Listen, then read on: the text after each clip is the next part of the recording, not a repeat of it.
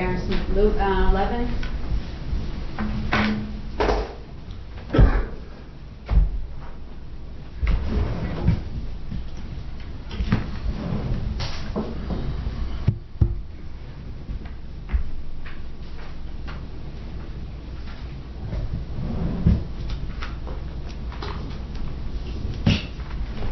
Counsel, I think I should know you, but I don't. What your name is? My name is Michael Homey.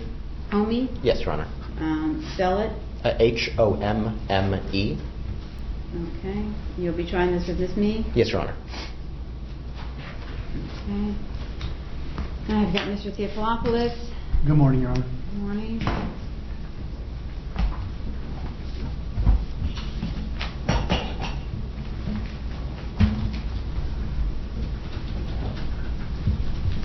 All right, state you ready for trial? Yes, Your Honor. Okay. And defense, you ready for trial? Yes, Your Honor. Okay, let's start with the state's motion to limine. All right, motion limiting number 1. State you're asking, if I read this correctly, for to be no mention whatsoever that we're dealing with the Church of Scientology? Yes, Your Honor. All right, denied. I don't even need to hear argument on that. It is what it is. Facts are the facts. 2, state respectfully moves this court to preclude defense counsel from eliciting any testimony or making any argument as related to the defendant's reasoning for leaving the Church of Scientology or the defendant's reasoning for protesting against the Church of Scientology more broadly. All right, let me hear from you, Mr. Theophilopoulos. Yes, Your Honor. The state is characterizing this evidence as inadmissible character evidence, protesting evidence. Here's what's the background of this. My client is considered a suppressive person, an SP, and that is a term the Scientology Church puts on individuals who have been extricated from the church or people who have left the church. With that being said, he has a YouTube channel, SPTV, where he broadcasts matters concerning the Scientology Church, and he also has a foundation, the SPTV Foundation. In this case, Mr. Smith-Levin was actually working on behalf of Lugli's parents, and they're in Italy. They asked him to locate Flavio Lugli so that he would call their parents up. They wanted to have communication with their son. It's been 15 years since they've reached out and have not been able. They've been trying for 15 years, so they did reach out a while back to Mr. Smith-Levin, and he was basically assisting in that fashion. The relevance in the case being that they do not want him to discuss how he left the church is the fact that he's an SP individual, and the Church of Scientology, and my client will be testifying to this, an SP individual is somebody who the church can use violence against, and that is exactly what we're alleging in our theory of defense. The video clearly shows that the door was pulled violently closed on my client's foot. I've provided pictures of his boot that he was wearing and the damage to his boot as well. So the fact that he is a former Scientologist is completely relevant to this matter. And I provided a whole plethora of cases that talk about matters inextricably intertwined. A lot of them deal with Williams Rule and what isn't Williams Rule. Well, the flip side of it, it works on the defense as well, where they should be allowed to paint that picture to the jury as to why he is at the Church of Scientology bank building. So him being a prior Scientologist and working on behalf of Flavio Lugli's parents and attempting to get the word to the individuals in the bank building, in particular Pat Harney, that his parents are looking for him. They're concerned about his safety is relevant with regards to this case, Your Honor. State. Yes, Your Honor. The purpose of the motion was not to exclude or mischaracterize evidence that's seeking to be proposed by defense counsel, but instead the idea that the fact that the defendant in this case left the Church of Scientology and is a protester of the Church of Scientology is simply not relevant to this case. We are here, we brought a charge for the purposes of a battery that took place that day. The fact that he is there trying to locate an individual in opening the door to this whole background of information of this suppressed person who's been hidden away, and there's that, none of that is relevant to why we are here. We are here simply to see put forth evidence to the jury that an intentional unwanted touching occurred. And the fact that he's searching for an individual that then would need to be flushed out way further would just simply confuse the jury, and it takes us off point. So that is why the state is seeking to exclude this evidence, as it's not relevant. Yeah, guys, I'm not trying the beliefs of the people of the Church of Scientology, and I am not trying the beliefs of Mr. Smith-Levin. It will not come in of his personal past history with the Church of Scientology.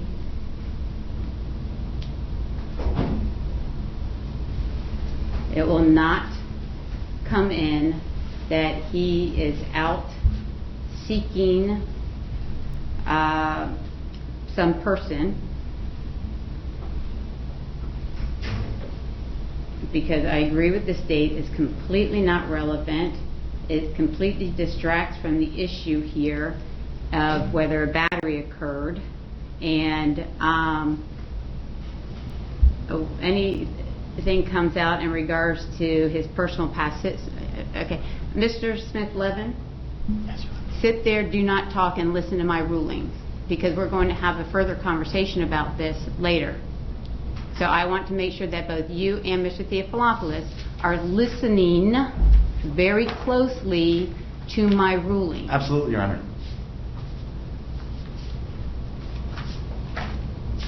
Again, any personal past history of the defendant with the Church of Scientology is not relevant and is not coming in. It's not relevant whether he was out seeking some person, and it is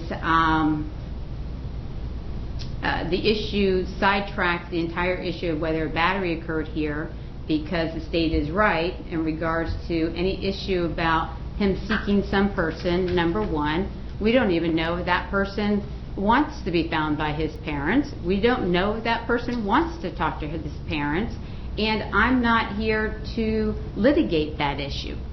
And so it turns into a simple battery case into a big spectacle that I'm not going to have. The fact that he is a protester of the Church of Scientology, that can come in, but that is it. Not why he's protesting. Anything else is that he is a protester of the Church of Scientology. And I don't even care if it comes out that he has a YouTube channel.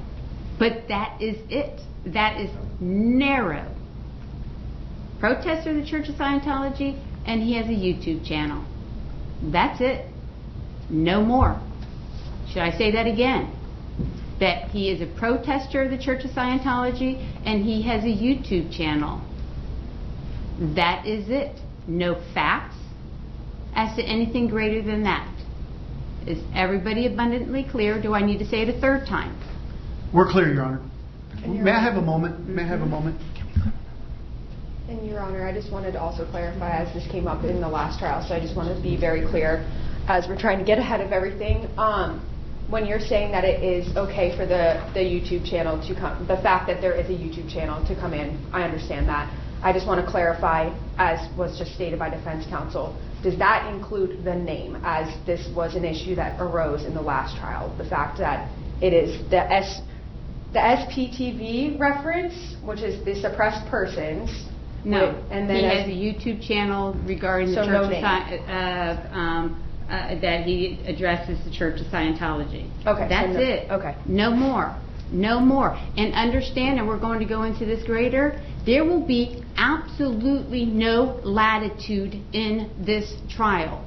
My trial was completely disrespected last time, and it will not happen again. We got it?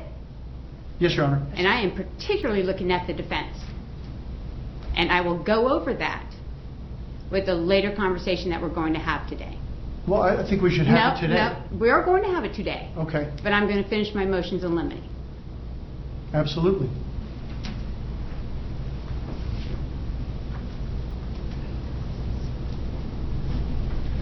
Three, the state respectfully moves this court to preclude any testimony from defense witnesses or arguments from defense witnesses referring to the defendant as a victim. State? Yes, Your Honor. The purpose of this motion is the fact that we have charged a battery. Mr. Smith-Levin is the defendant in this case, and the victim by law in this case is Mr. Norman Shape. Well, he's an alleged victim. Yes, Your Honor, alleged victim. However, I just want, the purpose of this motion was that it's not flipped and the script isn't becoming, well, the defendant is the victim, and using that terminology to then confuse the jury. This is a legal matter in that we have brought charges. There's an alleged victim, there is a defendant. And by then titling and characterizing the defendant as the victim is not proper. Well, I think if I recall reading some motions in limine from the defense, they're asking for the victim not to be called the victim. Correct, Your Honor. I think there's a self-defense argument. Is that what you guys are going to be arguing? Yes, Your Honor. So, guys, this is just petty. You want to call the victim a victim, you call the victim the victim. You Yes, want Your to call the defendant a victim, you call the defendant a victim. You guys can hash it all out. Yes, Your Honor. Denied. 4. The state respectfully moves this court to preclude the defense from introducing any evidence or argument that defendant has been previously arrested or charged or found not guilty of any prior battery charges. Such evidence would be inadmissible character evidence. I assume that you are not going to be getting into this, Mr. Theophilopoulos? We stipulated to that, Your Honor. Okay, so granted. Nothing about the other case is going to come in. All right, I'm going to do the orders on this. Yes, Your Honor.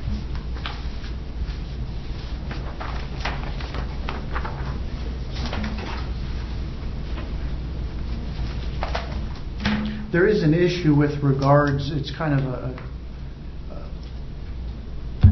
tangential issue, but it really isn't, if I can address it when the court's ready. Okay, give me a minute.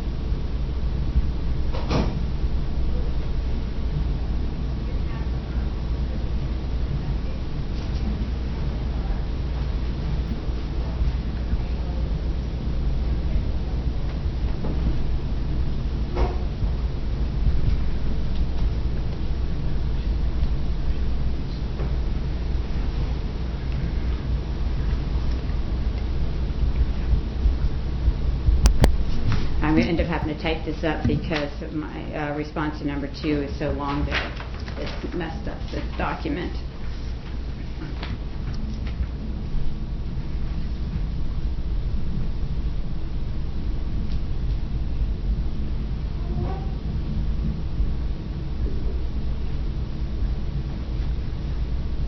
And when I say the defendant can refer to himself as a victim, he can refer to himself as a victim as a result of this battery. I don't want it skewed into I'm a victim of Scientology. You understand that? Yes, Your Honor.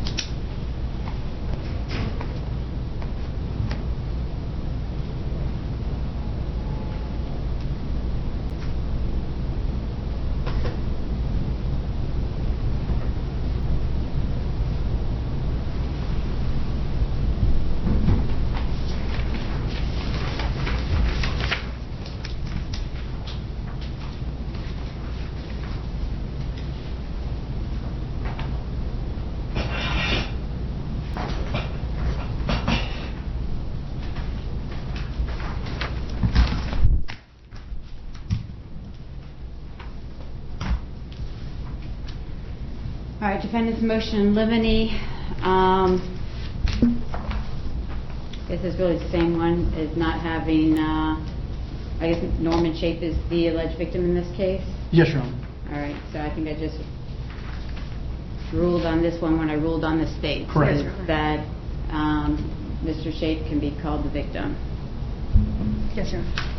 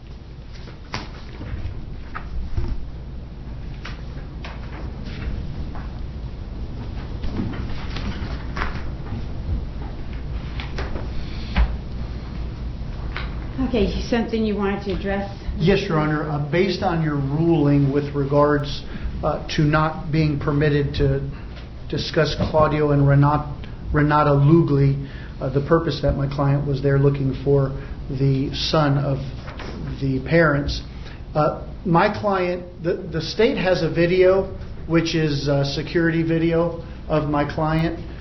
It's outside on the street. It follows him, it tracks him. We also have a video because my client had his phone on and he videotaped it. And there's words that are said on there. Obviously, I cannot have him discussing the Claudio and Renata Lugli. However, he says, ow, ow, what did you just do? You just hurt me. You just injured my foot. And there was discussion about this isn't trespassing, you're lying. Those statements are spontaneous statements, excited utterance statements, and statement of mind. So I believe they should be coming in, and they're contemporary. I've seen both videos on his violation. I don't have a problem with those videos coming in. I saw the video when he was on, came in front of me for violation of his pretrial release. There's no issues with that video. He can show his, they can show theirs. But I'm going to redact. Are you saying I have to redact the Claudio Renata? Yes, you do. Okay, I just wanted to be clear. Yes. Okay, thank you, Your Honor. Mm-hmm. All right, notice of intent for request for judicial notice. Yes, Your Honor. It's basically the same motion that I had previously run in the last case, where I'm requesting the property appraiser website that shows the property line in this matter. Your Honor, yes, Your Honor. The state would be objecting. You may approach. Yes. This is a website from the property appraiser's website. There's a grade part that's highlighted. And Your Honor, it's the state's position. There's a disclaimer provided on the website that this is not to be used as a property line. It is the state's understanding that in order to be entering something as a proof of a property line, we would need some sort of certified documentation. And this is simply from the property appraiser's website. And obviously, they're disclaiming the fact that this is not to be used for purposes of establishing that property line. All right, anything you want me to hear? Yes, Your Honor. It goes to his state of mind where he believed he could be at. If they're not arguing my client wasn't trespassing, because he's not charged with trespassing, then I don't think we have an issue. But it came up with the alleged victim in the case, Mr. Norman Shape, where he took this picture to the police department with him, along with a survey, and said, hey, this is what they basically show me all the time, but it's not accurate. Here's the survey. So I'm not sure what they plan on doing, but it's relevant if they plan on going there. Well, why would it be relevant for him to be relying on an inaccurate survey, especially if the website specifically says you can't rely on it? You can't rely on something that you know is inaccurate in order to defend yourself from doing something you're not supposed to be doing. What people do is they click on the property, they see the property line. Nobody reads this. My clients, I know my clients never read this. So Law School 101, ignorance of the law is no excuse. Give me a response in regards to, are you going to be saying they was trespassing? No, Your Honor. Okay. The state simply anticipates that the testimony to be elicited was that he's not welcome, but we have not charged trespass, so there's no reason for that to be elicited. Okay. I'm going to deny the motion for judicial notice as it's not a authentic document.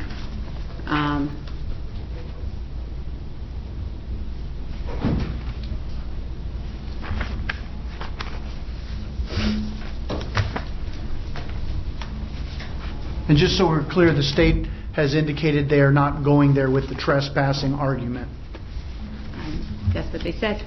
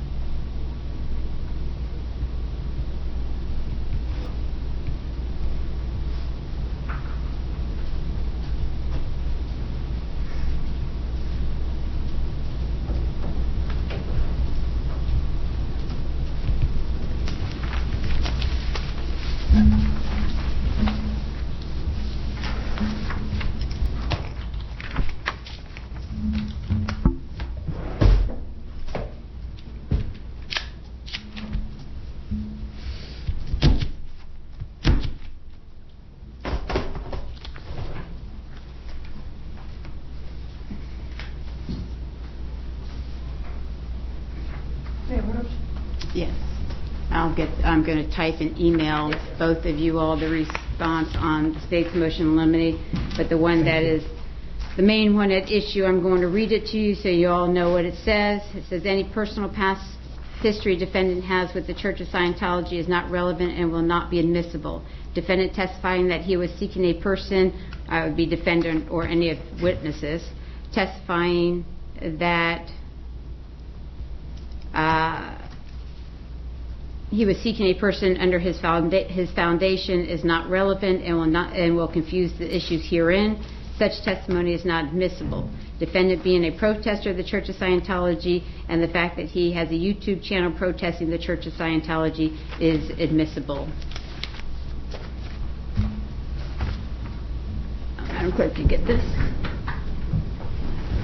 All right, so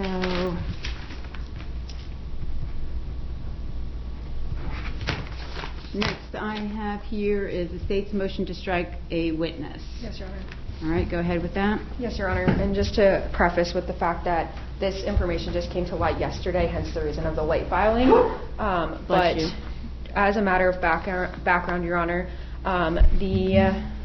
to work through the motion as filed, under Florida Statute 90.401, the testimony of a witness must assist the trier of fact in understanding the evidence intended to prove or disprove a material fact. And on April 2nd, 2026, the defense filed a witness list listing a Pat Harney with no contact information. There was no phone number, no address listed. On April 9th, after working hours, I was able to make contact with this witness through means of contacting other witnesses provided by the state. At that time, I learned that this individual, Pat Harney, had not personally witnessed any of the events that took place and instead was only able to hear a verbal altercation occurring. And also, additionally, she has been personally harassed by the defendant numerous times and voiced to me that she really would do anything to avoid being involved in this matter, as she is very highly concerned of being in his presence and coming to court to testify.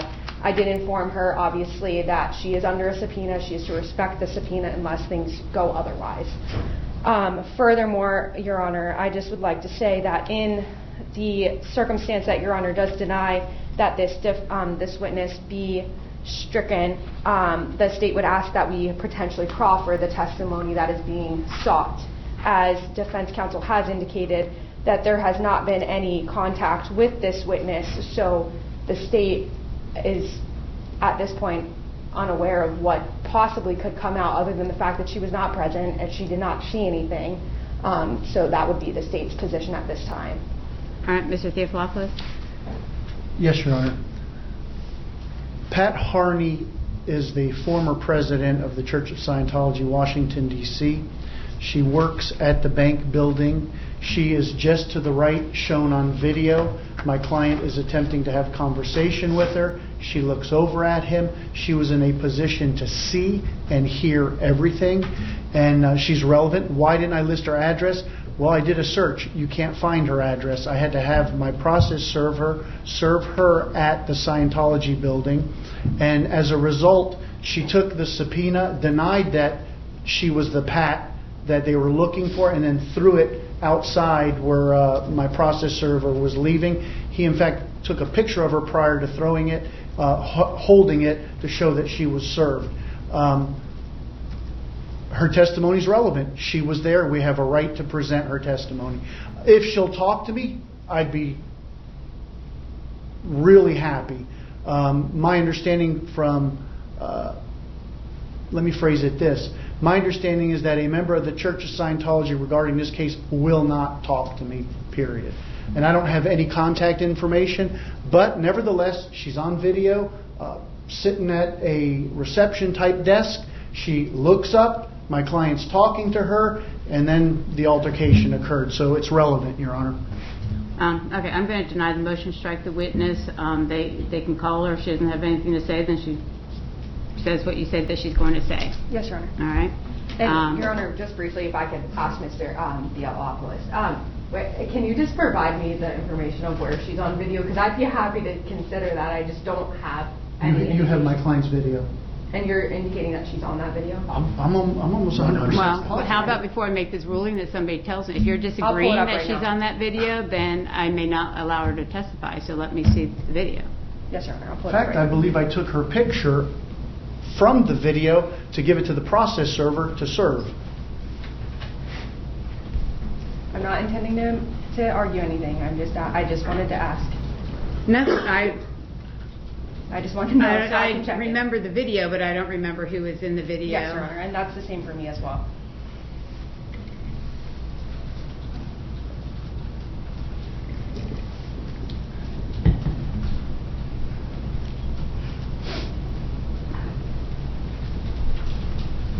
You need to see it?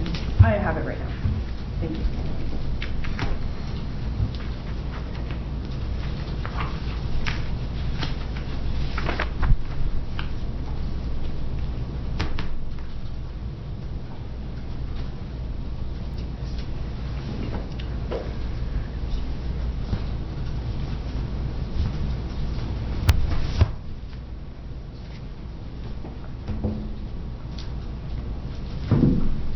Is this the individual you're talking about? Because I have no reason to know who she is. Pat Hardy. Okay.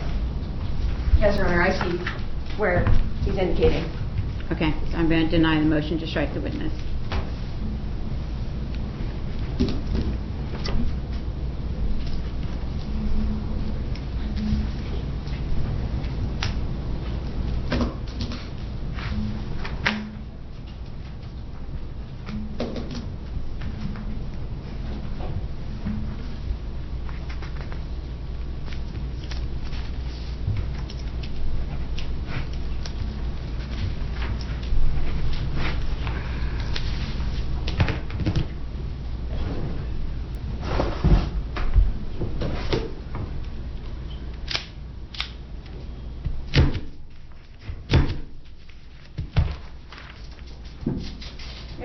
Yes.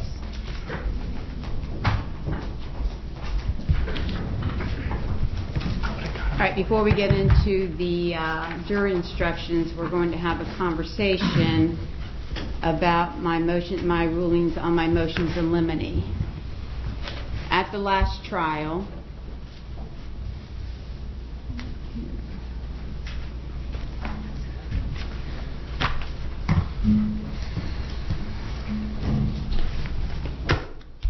I specifically ruled, right here, motion limiting in my hand, my order, any personal past history defendant has with the Church of Scientology is not relevant. And I advised that it was not coming into evidence. That ruling got violated 3 times. We'll first start off with the fact that either the day of the trial or motion limiting, I can't remember what day it was, the state advised me that Mr. Smith-Levin mentioned on his YouTube channel that he was going to get into trial about his personal past history with the Church of Scientology despite my ruling. The very first witness called by the defense, Cheryl Fullerton, testified at the very beginning of her testimony that she and Mr. Smith-Levin have been protesting the Church of Scientology for many years. They met protesting, and they're both from families of Scientology. First violation.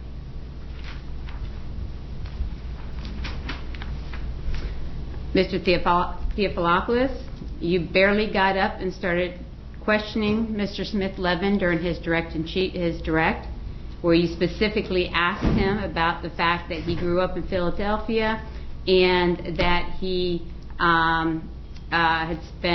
went to the Church of Scientology when he was 12 years of age, in direct violation of my motion in limine. State objected, you came up, and you were like, oh, Judge, I didn't realize I said it. I saw Mr. Perlman, he was like, oh my God, because he knew exactly what had been done. I gave you the benefit of the doubt, Mr. Theophilopoulos. Now, you're a very good attorney, and I respect you as an attorney. but there can't be anything more clear than my motion in limine that said that his past history with the Church of Scientology was not relevant, it wasn't coming in. You violated it. I'm not even going to listen to argument about it. You violated it. I disagree, Your Honor. Well, you can disagree all you want, but I'm the one who's making the decisions here. You violated it. You specific 12. I didn't even know this information until you brought it out at the beginning. The state objected to it. But then let's put the cherry on top. Mr. Smith-Levin, the very last thing you said, the very last thing that you said on your direct examination, that they were masked thugs working for an organization I grew up in. I wrote right next to it, deny the motion to travel, because I told you over and over again, if you violated my rules, I was denying your motion to travel. Became a moot point because you were found not guilty, and you weren't arrested on this case, so there was no issues on that. There were 3 violations of this motion in limine. Mr. Smith-Levin, you specifically said on your YouTube, if the state is correct, that you were going to violate it. That's a false statement. No, I don't want. No, okay. you're not going to That's talk. okay. You're not talking. Whether you said it or not, I know exactly what you said, because you know what? I take copious notes during trials. Copious notes.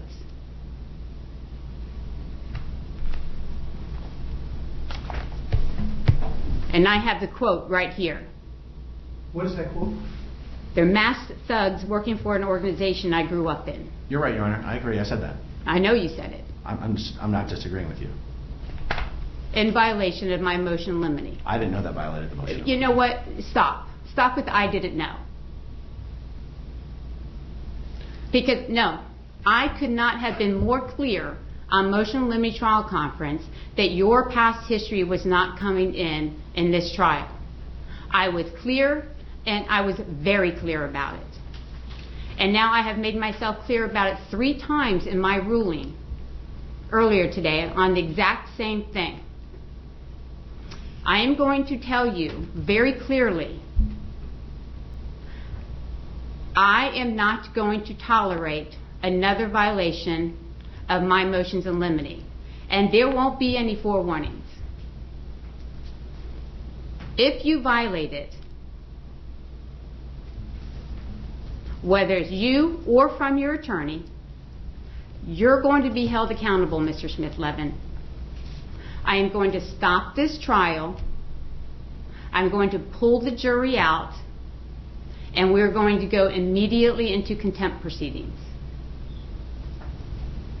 I've put you on warning of what potentially is going to happen if you violate my motions in limine.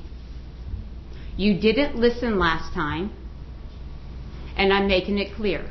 I have an absolute right to control my courtroom. I make rulings.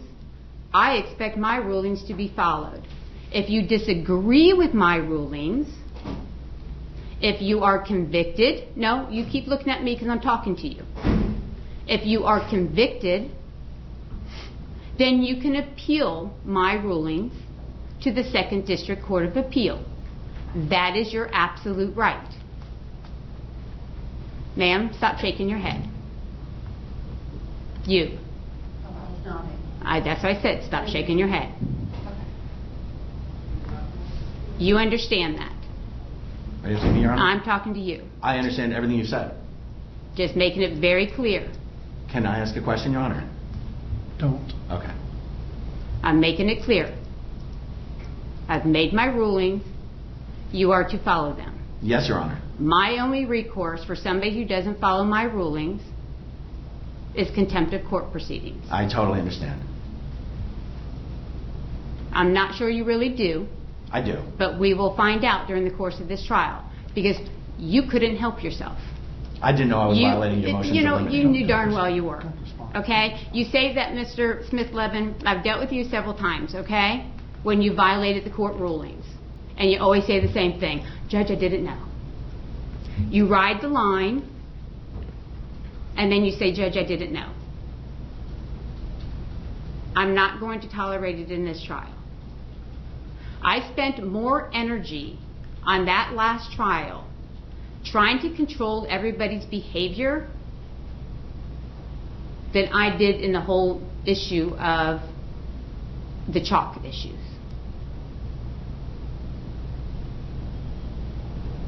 I don't care what the verdict is in this case. All right? It is a shove somebody up against the wall, my foot hurts case. Don't care. But what I do care is the respect for this process and for my courtroom and for my orders. So you could be found not guilty, but if you decide to walk the line on my orders, you could end up facing jail time on a contempt of court. On contempt of court, I can sentence you to 6 months in the Pinellas County Jail. I do not want to. I want this case to go through smoothly. I don't care what the verdict is, and I want it concluded, and I want it off my desk. But I'm not going to tolerate chaos in my courtroom. Understood, Your Honor.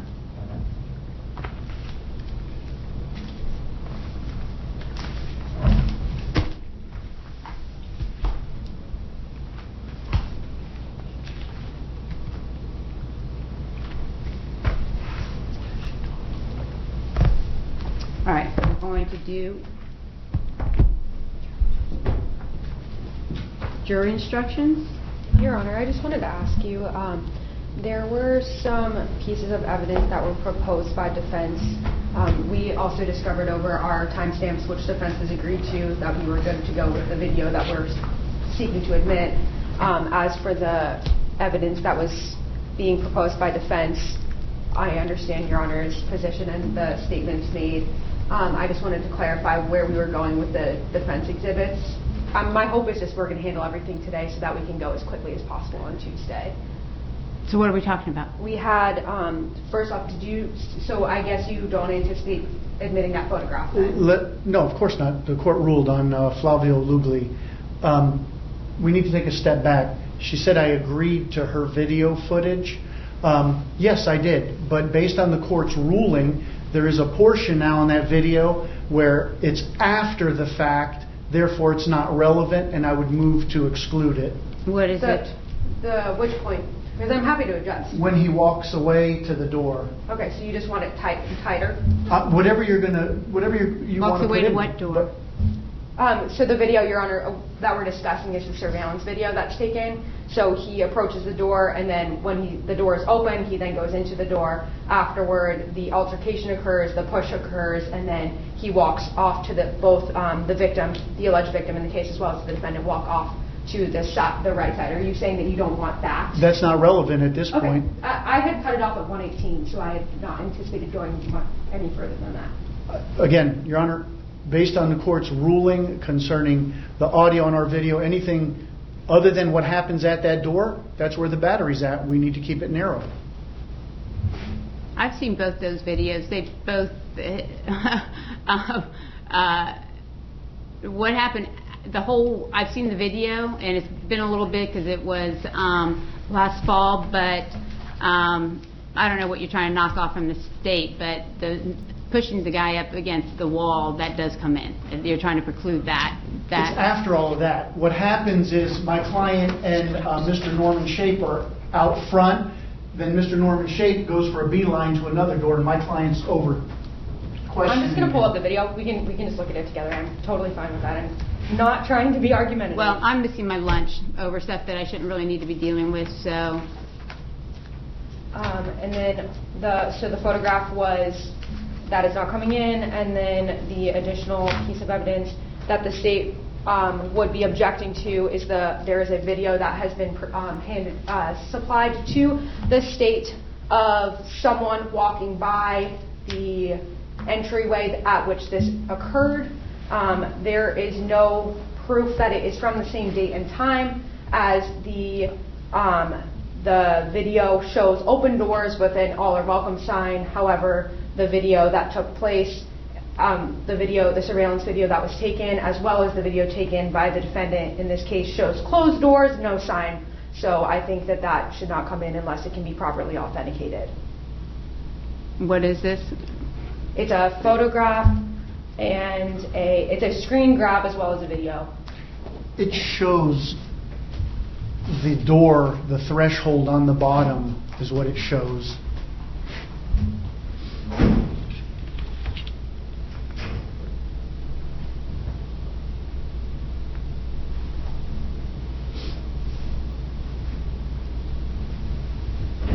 Well, the door's open, right? Correct. Well, the doors weren't open. That wasn't the same door. Correct. No, that's not coming in. It is the same door. It is the same doorway. Didn't look like the same doorway from, and I could be wrong, but it seemed like it was a smaller door in the video It I is the saw. I'm not questioning that it's the same door. The problem is that we do not know same date and time. Your Honor, it doesn't have to be the same date and time as long as it's in substantially the same condition. And a volunteer of my client actually is the one that took the video for his foundation. So he can testify to it. Yep, that area's the same condition it was back when I was arrested. Or not arrested. The door was closed when the incident occurred, from what I remember from the videos. That is correct. Well, the doors were initially open when they realized he was coming. They watched him down the street. They closed the doors, is what happened. I don't know, from what I saw in the video, he was walking right past the door. When the door opened for somebody to exit it or something, Yes. he turned around and went right back to that door while they were opening it. Correct, but Mr. Norman Shape told law enforcement on video that they saw his car coming, then they watched him down Cleveland Street. The doors were open earlier. When my client gets there, they close the doors. And then my client walks by, hears somebody open a door, he goes up to it and starts to talk. Well, it sounds to me if they closed the door because he was coming, they didn't want him there, he wasn't welcome. Yes. That's just confusing everything. I don't have a motion on that, so if you want, Yes, you're sir. going to need to object to it on the day of. Okay, yes, sir. Because I just wasn't my sure if you rules wanted to are, handle it first. my rules are you follow your motions in advance. Yes, sir. So, you'll have to address that, at the time that it's introduced. Yes, Your Honor. All right, battery. All right, 2.1, you want that in about his right to remain silent? For now, yes. Well, it's the preliminary instruction, so Yes. I'll just end up reading it. All right, 3.9, 1 through 5 comes in. Anybody been offered or received any money or preferred treatment? I'm assuming that's out. Yes, Your Honor.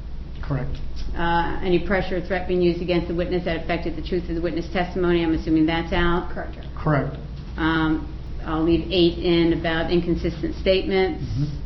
I'm assuming that no one is a convicted felon or misdemeanor dishonesty or false statement. Yes, Your Honor. Correct. And a general reputation for dishonesty or truthfulness. I'm assuming that's out. Yes, Your Honor. Correct. All right. Law enforcement. There will be any law enforcement witnesses? Yes, Your Honor. Accomplices and informants. I'm assuming no. Correct. Child witness, no. Correct. Expert witness, no. Correct. I'll leave the part about the defendant testifying. I'll leave in about the part defendant not testifying until we know what's happening. Everything else should stay the same until we get to battery, which is 8 point something. 8.3. 8.3. All right. All right. I'm assuming you just need one. Yes, Your Honor. Okay. Intentional touching or strike can include situations where a defendant knows that a touch or strike is substantially certain to result from his or her act. Correct. All right. And the part about some other object. A battery may be found as a result of intentional touching or intentional striking of something other than the actual body of the person. However, the object that is the bodies, you guys are alleging that the bodies were touched, Correct. right? So that's Correct. not necessary. All right, you want 3.6G, justifiable use or threatened use of non-deadly force? Yes, Your Honor. All right, and was it the exact same one that we used in the other one? I believe it should be. I don't see what... Everybody in agreement? Because unless we'll go through this entire thing, but I think it's the same one that we used in the last one. I believe so. It should be. Okay. Then I'll use that.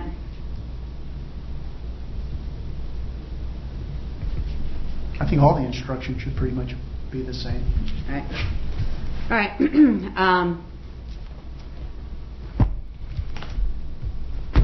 All right, I'm hoping that this is going to be a smooth trial. The same rules are going to apply during jury selection. I'm going to ask if anybody has any issues regarding the Church of Scientology. If they do, then we're going to have them come up to the bench and address it at the bench, so I don't have a polluted jury panel. I'm going to have 30 jurors. Mr. Smith-Levin, if any of your friends appear, it's the same rules as before. They have an absolute right to be in my courtroom, but they are not to cause any issues.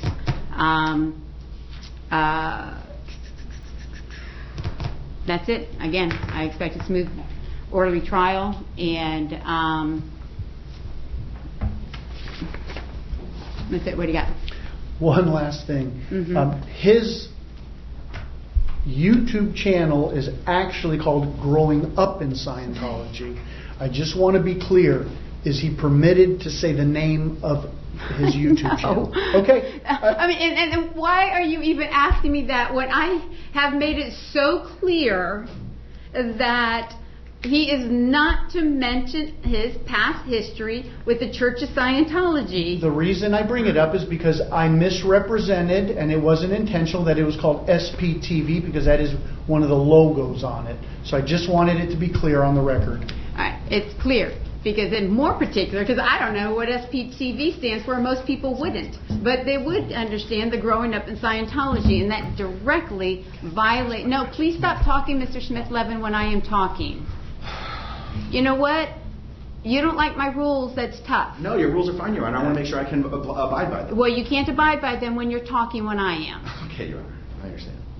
All right? And understand, you might think I'm coming down tough on you, Mr. Smith-Levin. No, I just want to be able to abide by your rules, Your Honor. But stop. I'm not arguing. I am just letting you understand, because if I have to go through a contempt proceeding with you, which I do not want to, then I have to make sure that I have forewarned you.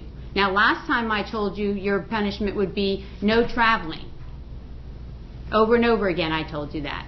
This time I'm telling you, because quite frankly I was shocked about the number of times that got violated. Especially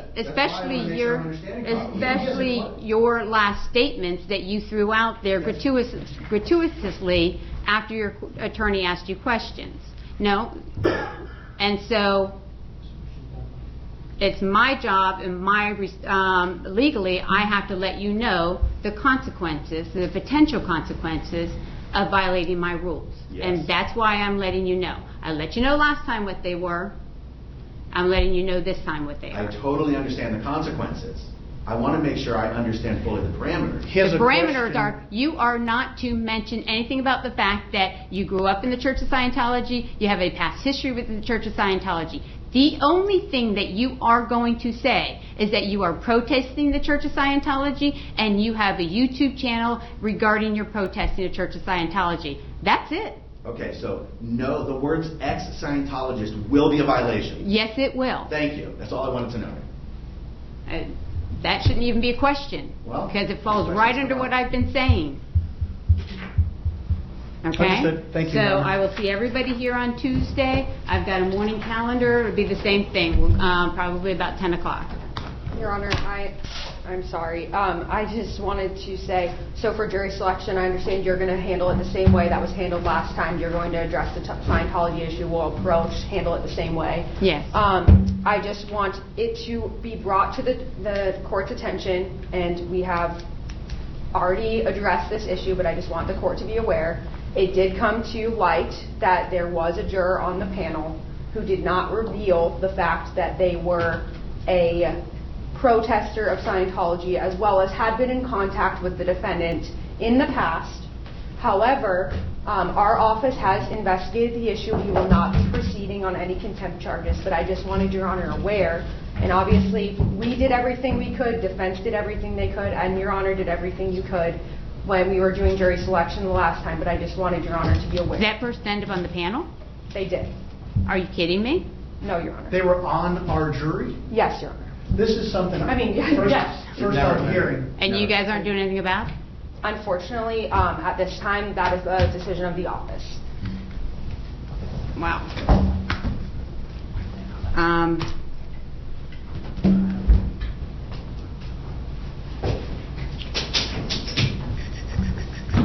I guess I need to add if anyone knows the defendant and has any contact with the defendant, which I do anyways, because it's a part of my preliminary stuff. So that means they violated when I asked if anybody knew him. Yes, and I agree, Your Honor, and that's the state's perspective as well. And again, I'm not pointing fingers at anyone at all. That we asked the question, I believe defense even asked the question, Your Honor asked the question. There were plenty of opportunities for that information to be revealed. And you guys aren't doing anything about it. Okay, well, it's not my business. You guys make your decisions what you're doing. Okay. Thank you, Your Honor.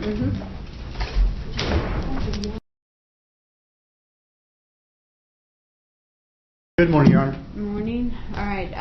State, you ready to proceed on Aaron Smith-Levin? Yes, Your Honor. And Mr. Theophilopoulos, you ready to proceed on Aaron Smith-Levin? Yes, Your Honor. All right. I'm going to try to get the jury here by 10 o'clock. Everybody be back here in the courtroom at 9:45, and we'll go from there. Okay, All right? thank you. Thank you. Your Honor, Mhm. on behalf of Mr. Shakespeare, in reference to the jurors, could I get a list of the jurors that are selected for the panel, or could I be present for jury selection? Because of the concerns from the last trial? It is. All right. Can I find out a question for that? Yes, Your Honor. How did we find out that we had a potential juror that was on the panel that had some type of contact with the defendant? Yes, Your Honor. So that information was provided to me through some of the representation that has come from the Church of Scientology. I cannot recall specifically if it was Mr. Denton or if it was, I'm blanking on his last name. Mr. Harris. Mr. Mr. Harris Harris. from Trenham. But both, we had received contact from them regarding this information, and it was provided to our office at that time. All right. And how is it that y'all found out that he had some type of contact? So, my understanding is the day after the verdict, the defendant was on YouTube and said essentially that he knew the entire time it was either not guilty or a hung jury, and that it was simply impossible after jury selection that there was any chance of a unanimous guilty verdict. And that statement, I thought, made people think he knew he had a ringer on the panel. They pulled the verdict form, looked at the foreperson of the jury who had signed it, and ran that through some information that they had, and found multiple contacts with anti-Scientology groups, the defendant's pages in specific, and some other contact in there. All right. And so what's the purpose of you wanting to sit in on jury selection? So I'd really like to have a list of the people on the panel so that that can be run through that same database, and then that information provided to the state if there's a person that is of concern. All right. Mr. Theophilopoulos? Two things. One, my client has no idea who the foreperson is. My client's never had contact with the foreperson, period. Secondly, they shouldn't be given special attention where they can run things through their database and say, oh, by the way, this individual, well, if that's the case, they need to release their whole database to both parties. Yeah, I'm not going to allow that. Go ahead. It's not special attention. Under Marcy's law, we're entitled to due process and the same rights that the defendant is, and that's to be vigorously protected by the court. So we're entitled to a fair trial.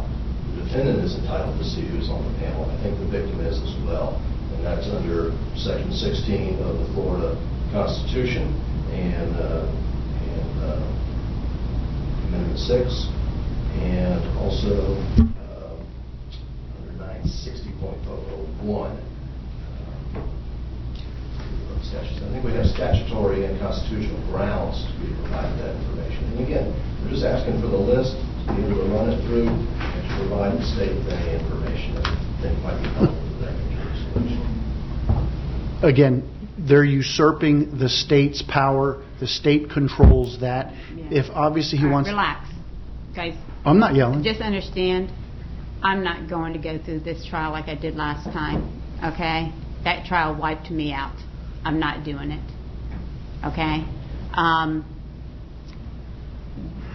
going to deny your request, but understand I do intend to take a look at what happened in the other trial.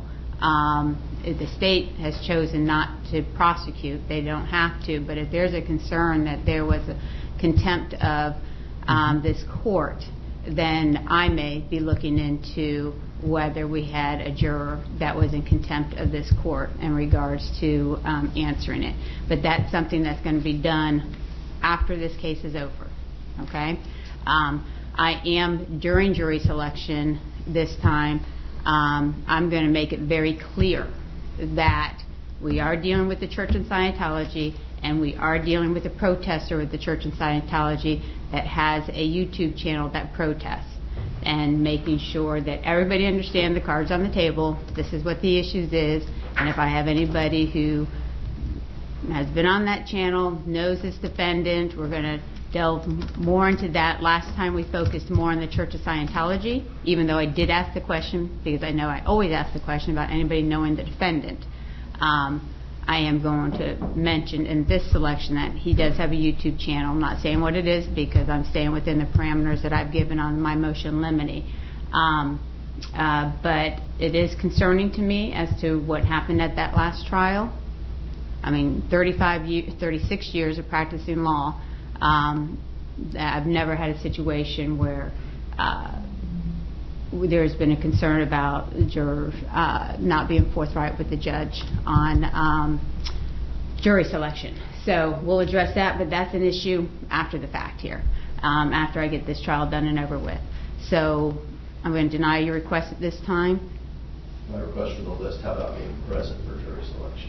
I think you can go and sit right over there. I was surprised I hadn't heard about that request earlier than today. Okay. But you can sit in there, but I'm just going to say you are a local attorney, and that's it. Okay?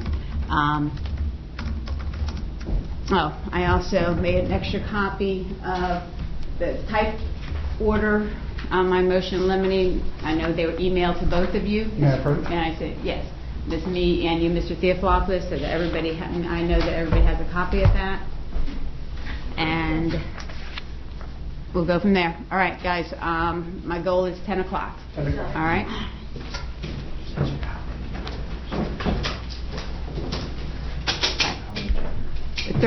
30 jurors, 10 o'clock, and as we get closer, we'll see if we got to push that back.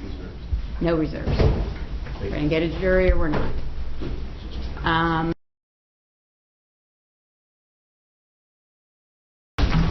Your Honor, the prospective jurors are present and seated. Would you like to be sworn? One moment. Ladies and gentlemen, at this moment you're going to be standing, you're going to be raising your right hand, and you're going to be taking an oath to answer all the questions that are asked of you truthfully today. So if I could get everybody to stand and raise your right hand for me. Do you solemnly swear or affirm that you will answer truthfully all questions asked of you as prospective jurors? Yes. Thank you. Have a seat. Thank you. Good morning, ladies and gentlemen. My name is Kathleen Hessinger, and this is really where I start off with an apology to you. I know that you got here somewhere between 8 and 8:30 this morning for your jury services, and you've enjoyed the concept of hurry up and wait. So we've had you in jury services, and now it's 10:30, and you've been there for about 2.5 hours. I know in jury services they have to take time to get you situated between what courtrooms are actually going to trial, and then they do some paperwork, and then while they're doing that, we are in our courtrooms doing cases ourselves. We have other different types of cases that we need to hear in the morning. So I promise you we have not been sitting around eating coffee and drinking coffee and eating donuts. We've actually been doing some other type of work. So I do apologize the fact that you have sat around, but I do also appreciate the service that you're about to give us. To me, sitting as a juror is the second greatest honor that you can serve as a U.S. citizen. I say that because the first greatest honor is serving in our military. Second is serving as a juror. And why? Well, under our Constitution, if somebody has been charged with a criminal offense, they have a right to have a jury trial, and that's a jury of their peers. And that means the peers are the people from our community. So without you coming in and doing your jury services, we cannot do our jobs here in the courthouse. So I do appreciate the time that you are giving us. I know it's been an inconvenience for your day, and this is not what you really expected to do. And some of you, this is a very unfamiliar territory, and it might make you a little bit anxious. But I'm going to thank you for the time and the service in advance before we get started. Now, what we're going to do today is that we're going to pick 7 jurors to sit as a fair and impartial jury to try the case that we have. And I'm going to tell you the case that we're going to be addressing, and then I'm going to introduce you to everyone here in the courtroom, and I'm going to see if anyone knows anyone here in the courtroom. I'm going to list the potential witnesses to see if anybody knows any of those potential witnesses. And then we're going to talk about, I'm going to ask some preliminary questions to you, and we're going to talk about some legal concepts. After that, I'm going to hand you over to the attorneys who are going to ask you some questions that should be focused solely on whether you can sit as a fair and impartial juror in this trial. Okay? So first, let's get started.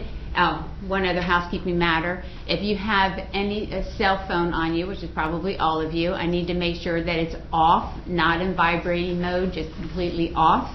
And if you have a smartphone on your smartwatch on your wrist, I need you to take that smartwatch off and put it in a purse, a pocket, or someplace where you're not getting notifications while we are in jury selection. We call this the voir dire process, which is basically selecting a fair and impartial jury. All right, we got that taken care of. All right, the charge that we have here today, I'm reading a piece of paper here, and this piece of paper, it's a legal term, is an information. And basically what an information is, it's a charging document or a piece of paper that the state attorney charges somebody with a criminal offense. This document has no evidential value whatsoever other than the fact that it is the document that the state attorney uses to charge somebody with a crime. The information states State of Florida versus Aaron Smith-Levin. Charge is battery. In the name and by the authority for the State of Florida, Bruce Bartlett, State Attorney for the 6th Judicial Circuit of Florida, in and for Pinellas County, prosecuting for the State of Florida in said county under oath, information makes that Aaron Smith-Levin in the County of Pinellas in the State of Florida on the 20th day of September in the year of our Lord 2025 did actually and intentionally touch or strike Norman Sharp against the will of Norman Sharp, contrary to Chapter 784.03, Parent 1, Florida statutes, and against the peace and dignity of the State of Florida. So the charge that we have here today is a battery charge. And I'm also going to advise you that this case is going to be involving the alleged victim, Norman Sharp. He's a member of the Church of Scientology.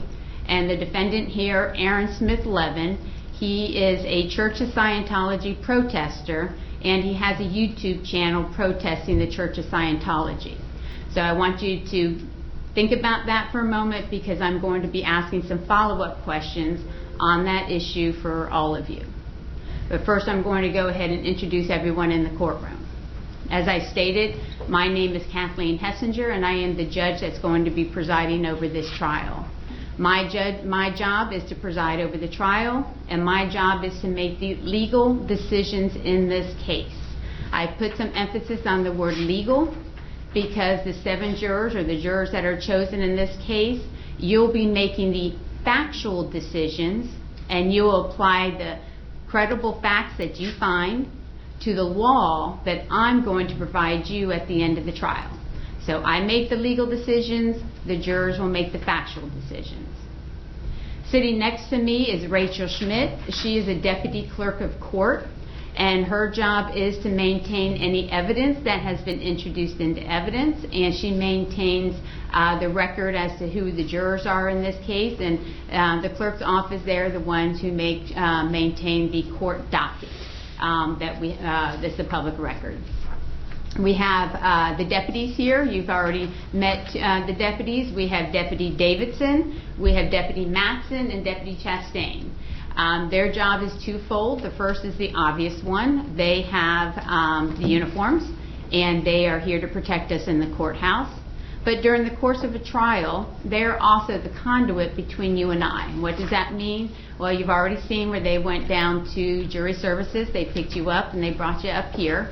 And during the course of jury selection, if anything comes up that you need to get my attention on, then let the deputies know and they'll let me know. During the course of the trial, they will take you out to your jury suite. They will tell you where you need to go when you're taking a break and that type of stuff. We then have the attorneys in this case. We have the 2 assistant state attorneys. We have Morgan Mee and Michael Homey.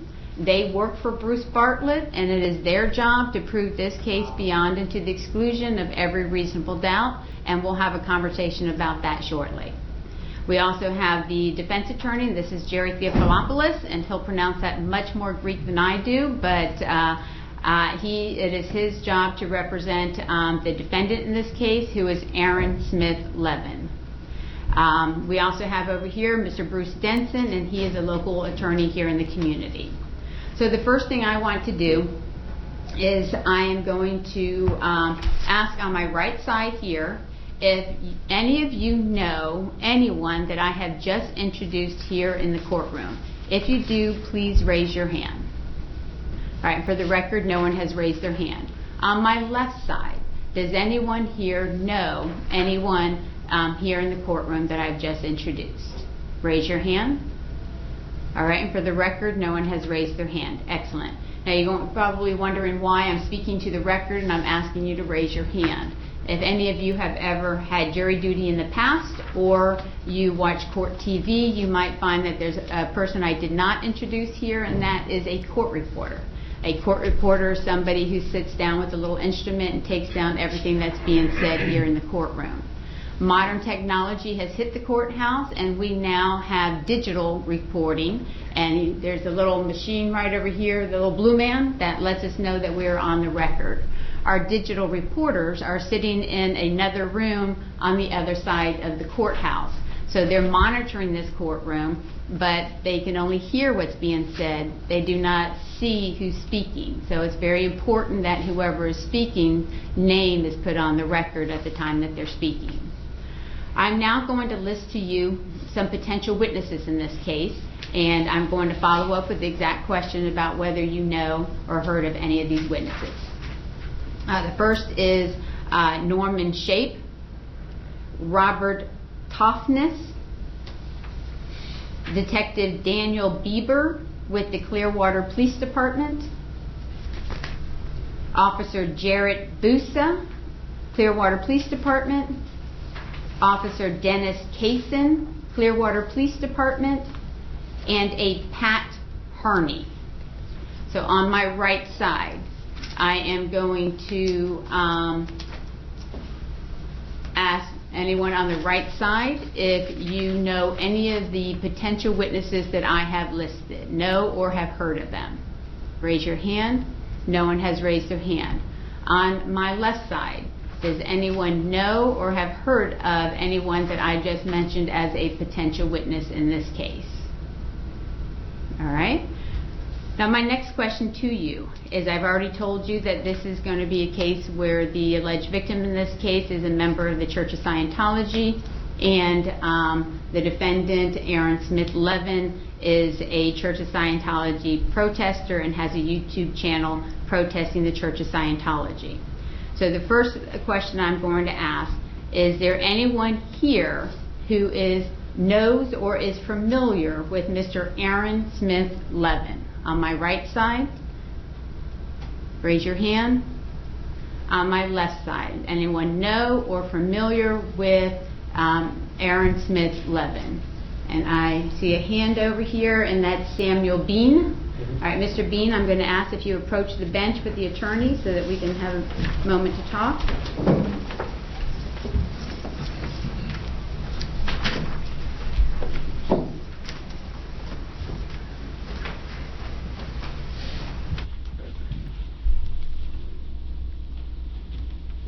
Come on up here.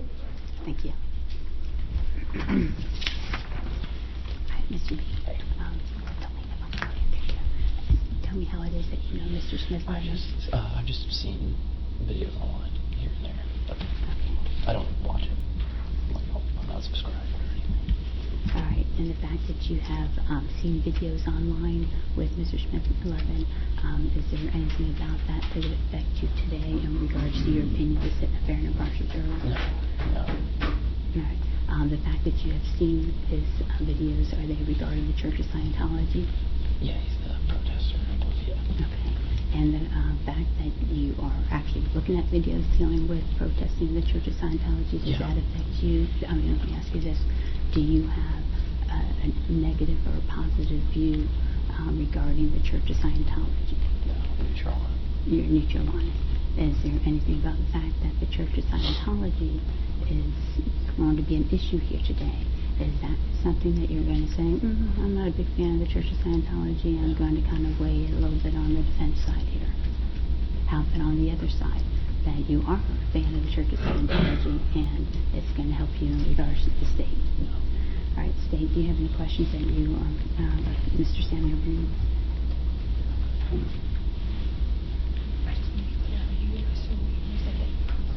Yeah, for sure. Is it more just like they're popping up and that's why you recognize it, but you don't watch them, you're not like a follower? No, I don't subscribe. Or anything like that? Okay. Are there any other, I know there's not a lot for YouTube on other videos that you think are Scientology-related that might have prompted his to pop up on your feed? Not that I'm aware. Right. Mr. Theophilopoulos, do you have any questions? No questions. Okay, thank you. Thank you.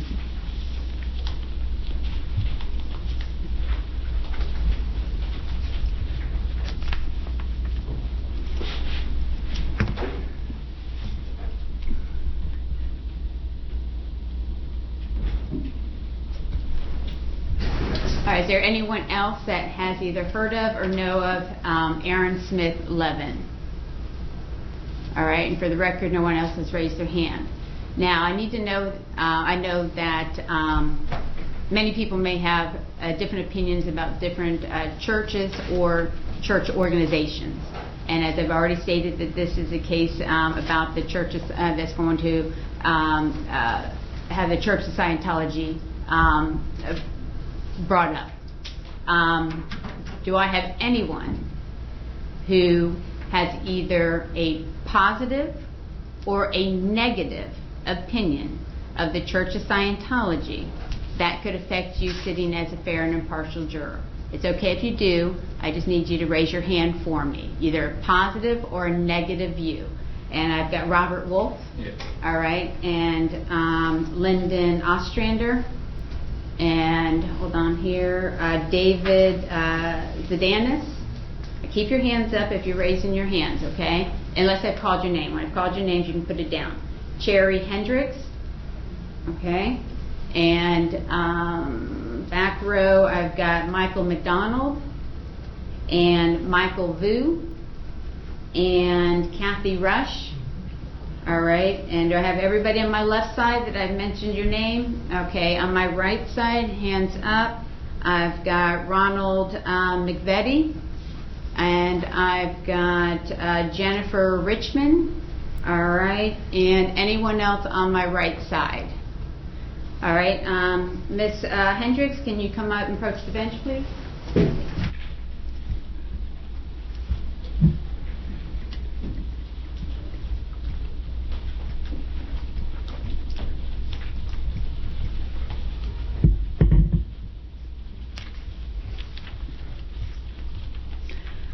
Ms. Hendricks, tell me your view in regards to the Church of Scientology.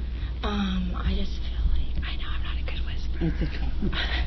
I feel like they're just weird and different. That I just don't believe how they believe. Okay. And the fact that you have that opinion of them, could that affect you sitting here and listening to the facts and being a fair and impartial juror today? Maybe. Okay, I got a maybe. If you're maybe, you're telling me you can't sit as a fair and impartial juror. It's okay. I just can't have you riding the fence. Okay. Right? Yeah. Okay. Thank you. State, do you have any questions? No, Your Honor. And Mr. Theophilopoulos, do you have any questions? No. All right. You may not be asked any questions today. I would prefer that you keep your opinions about the Church of Scientology to yourself, because I've got a good panel today, and I don't want my panel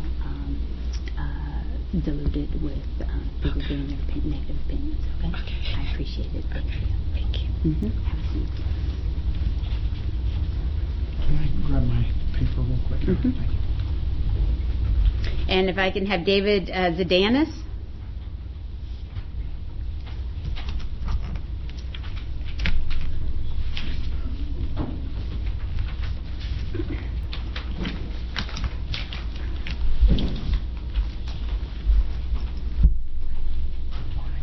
Hi, how are you? All right, so Mr. Zadanis, you advise that you have either negative or positive view of the Church of Scientology. Tell me what your view is. I just don't feel it's a real religion. They just kind of make you stay, kind of force you to do what they need to do. Okay. And the fact that you have that opinion, is that going to affect you sitting today as a fair and impartial juror? I don't know. To be honest. No, I need you to be honest. Yeah, so if you, I can't have you on the fence. Yeah, so I mean, then probably. I would imagine, yes. It's going to affect you. Okay, I appreciate it. State, do you have any questions? And Mr. Theophilopoulos, do you have any questions? No. All right, you probably won't get asked any questions today. Don't feel offended. And also, please don't give any of your opinions, because I'm trying not to dilute my pool. No problem. I appreciate it. Thank you so much. Lyndon Ostrander.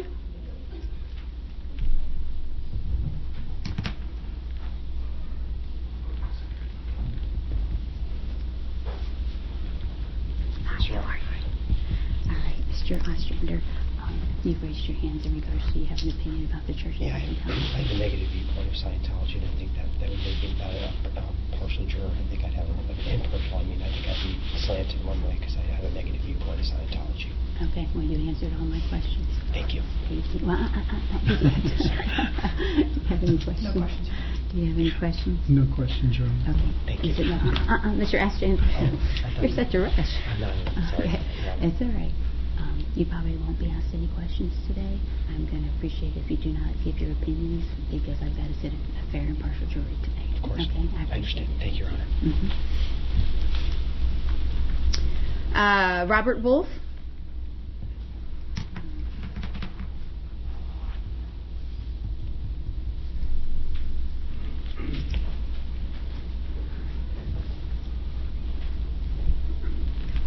Hi, how are you? Good. All right, you raised your hand about having an opinion about the Church of Scientology. Tell me what your opinion is. I just don't believe they're a real church and don't trust them. Okay, and the fact that you don't believe that they're a real church and don't trust them, is that going to affect you being a fair and impartial juror today? I think it would. Okay, and I appreciate that. State, do you have any questions? Just want to be clear, the fact that you indicated that you don't trust them, that you wouldn't necessarily want something to say. Yeah. Okay, and Mr. Theophilopoulos, do you have any questions? No question, Your Honor. All right. You probably won't be asked any questions today, okay? Don't be offended, and because we already know where your feet stand, and I'm going to appreciate it if you don't give your opinions to the rest of the jury pool, because I've got to set a fair and impartial jury today. All right? I appreciate you. Thank you. Kathy Rush.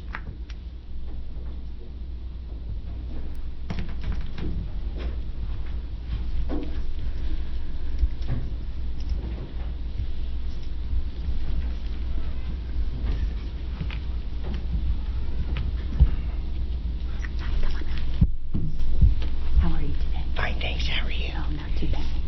You raised your hand regarding Yes. having an opinion. Yes. Tell me what your opinion is. I've lived here for 65 years, and those people are trying to take over the whole downtown Clearwater. And it's not right that they come in here and do that. Okay, so I get that. Is that your answer, that could affect you being a fair and impartial juror today? Probably. Okay, that's fine. I appreciate you telling us that. Yeah. State, do you have any questions? So just to be clear, obviously you feel negatively towards them, so do you think that that would put defense at an advantage, so you would weigh defense proposes more than the state proposes if there's an association with the church? Okay. Mr. Theophilopoulos, do you have any questions? No questions, Your Honor. Okay, so Ms. Rush.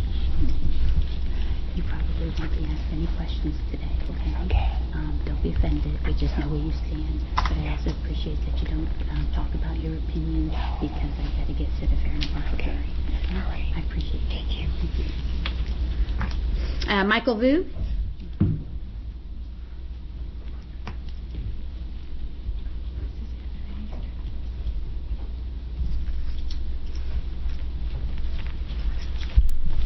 How you doing today? Good, how are you? Good.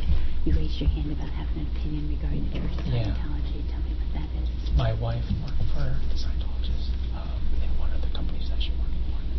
Okay. And she did not have a positive experience. Okay, and the fact that your wife worked for the Church of Scientology and it was not positive, is that going to affect you today being a fair and impartial juror? I think so. It's okay if you don't, but I need to have a concrete yes or no. Yeah. Okay. Steve, do you have any questions? So just here for the record, the fact that there was a negative Scientology, do you think that that would put any testimony that's associated with this Church of Scientology into business here today? Likely because there's biases. Okay. All right. And Mr. Theophilopoulos, do you have any questions? No, Your Honor. All right, so Mr. Boo, you'll probably not be asked any questions today because we know where you stand. Okay. I just appreciate that you don't have any conversation with anyone Of course about not. your views because I got to set a fair and impartial trial. Of course. Okay? Thank I you. appreciate it. I appreciate it. Thank you. And Michael McDonald?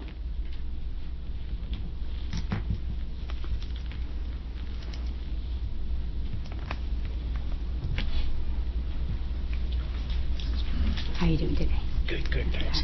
Didn't know you had such a personal experience with the judge. I know, right? This is as close as I want to get. I can understand that.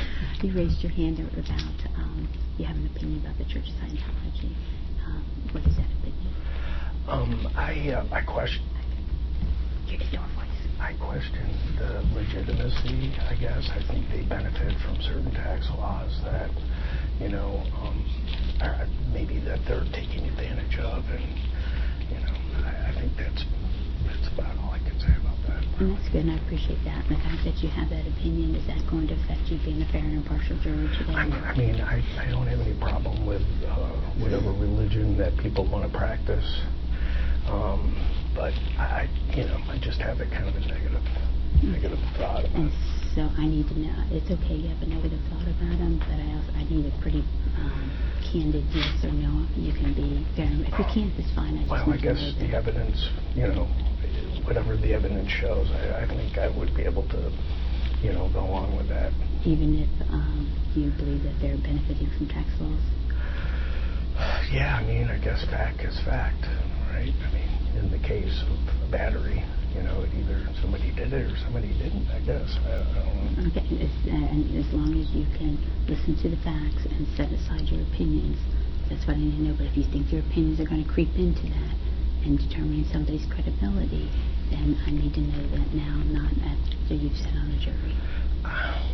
It's difficult to say, I guess. It very well could influence my opinion. And that's all I need to know. We just need to make sure we get 7 people that can set all of that aside. Yes, ma'am. It's fine. I appreciate it. Stay. Mr. Theophilopoulos. No, Your Honor. All right. You're probably not going to be asked any questions today, okay? Okay. We're not being rude. We just know where you stand. Sure. But I also appreciate you not talking about your opinions to anyone because I got to sit with a fair and impartial jury. Yes, ma'am. I appreciate it. Thank you. Okay. And Ronald McVetti?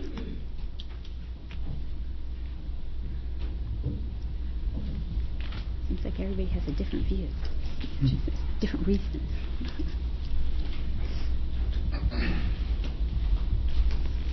How are you doing today? Good, how are you? Good. Mr. McVetti, you raised your hand about having a concern about the Church of Scientology. And tell me what your position is about the Church of Scientology. Well, I've seen a couple, couple of documentaries that were painted a pretty negative light. So I don't know how true they are, but... All right, and the fact that you've seen those documentaries, could that affect you today, sitting as a fair and impartial juror? I don't think so. I think that my daughter and I went to Salem witch trial, and we listened to the rules, and we convicted somebody of being a witch, even though I don't believe in witches.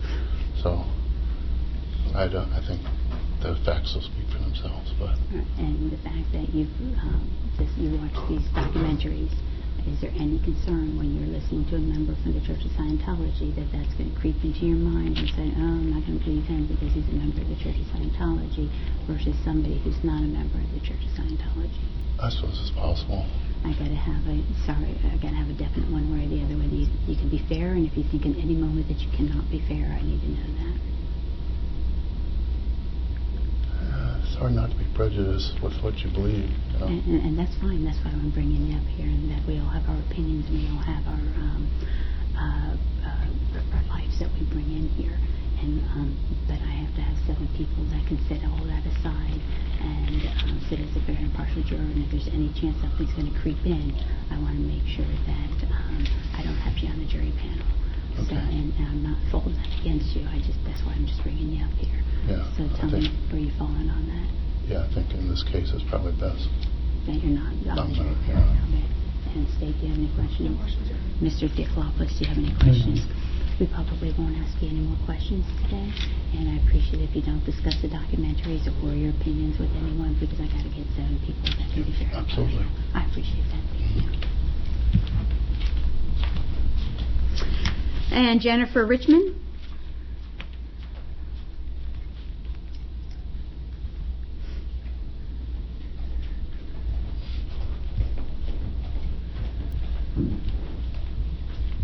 Hi, how are you?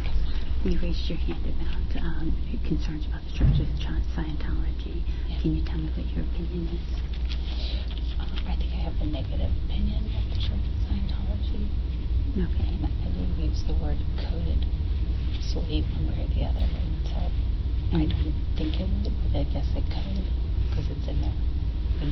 And that's where my concern is that if you have a negative view of the Church of Scientology and you have witnesses that are going to come from the Church of Scientology, are you going to say, well, they're a member of the Church of Scientology, I'm not going to believe them, or I'm going to weigh their credibility less than somebody who's not, because you've got that negative image of them or negative view of them, and that's fine. If there's any concern at all, I need to know whether you consider this a fair and impartial juror. I feel like each person is their own person, and their religion would play into whether they're credible or not. Right, so having that negative view, you can sit back and set all that aside and listen to the facts of this case and not let it creep in. I believe that I could do that. Okay. Yes or no? Yes. I guess I don't know, because I do have a negative view, and I don't think that I would let it get in my way. Because as a person, we like to think that we're going to sit back and, weigh everything and be absolutely fair no matter what. Right. But we're all human, and sometimes it could have an effect, and so that's what I need to know. If you have any concerns that it could, it doesn't make you a bad person. It just may not be the trial for you. So that's really what I need to know. Sure. No, it would not affect my view of the people and whether they're credible or not. You can sit back and listen to the facts and determine whether a battery occurred. Yes. Okay. State, do you have any questions? No, Your Honor. And Mr. Theophilopoulos, do you have any questions? No, Your Honor. Okay, thank you very much. Thank you. If anything changes, raise your hand and let us know. If you're sitting back there and you change your mind, just let us know. Okay? All right, I appreciate it. Thank you.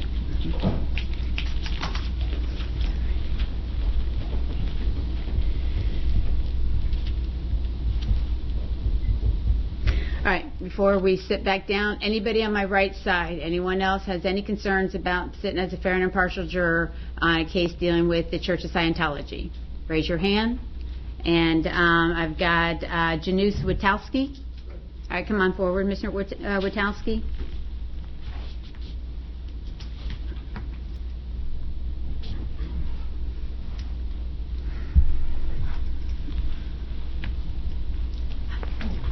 How are you doing? My concern is, excuse me, my son was charged with a similar offense. With the Church of Scientology? Excuse me? With the Church of Scientology? No. With the battery? Battery. Okay. The charges were, I'm sorry, the charges were totally made up. There were no, I mean, it was a crowded room. No witnesses confirming that. It's, not a defendant, but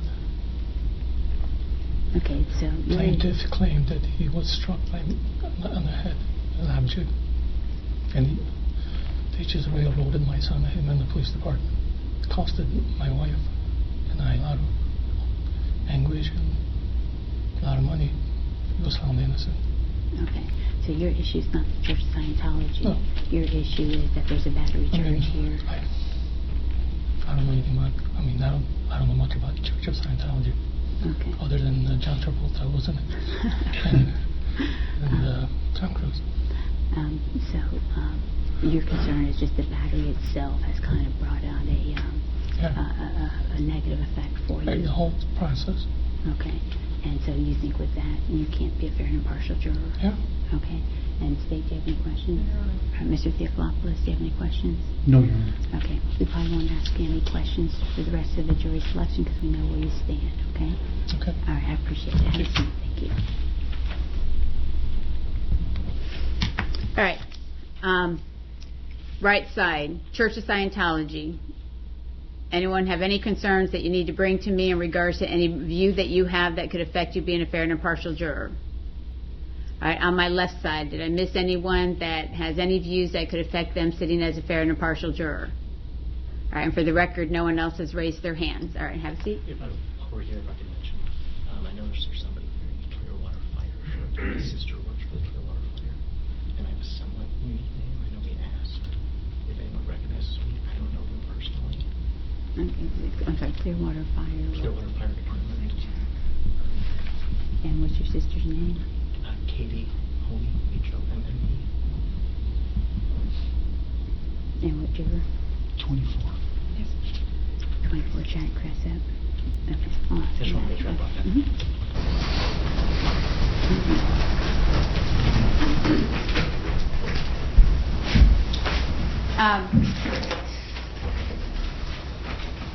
Mr. Crescent? Yes. You work for Clearwater Fire Department? I do, ma'am. All right, and Mr. Homey's sister, Katie Homey, works for the Clearwater Fire. Yes. So I guess his concern was, do you know him or know of him? I don't know. All right, do you know his sister? Katie Homey? Yes. Yes. All right, and anything about knowing Katie Homey, will that affect you sitting as a fair and impartial juror today, knowing that her brother is one of the attorneys that's prosecuting the case? Possibly. All right, and how will that affect? I'm not sure. All right, would you have a concern if you went back to the department and you said, yeah, I sat on a jury, your brother was the attorney on it, and I found the defendant not guilty, that might make you feel uncomfortable? Correct. All right, and so that could affect you being a fair and impartial juror? Possibly. I appreciate that, thank you.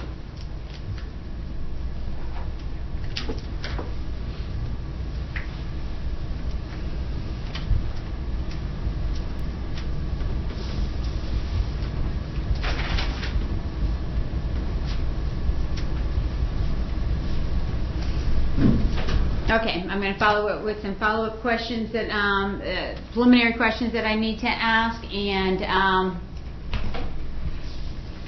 so far, anybody on my right side having trouble hearing me?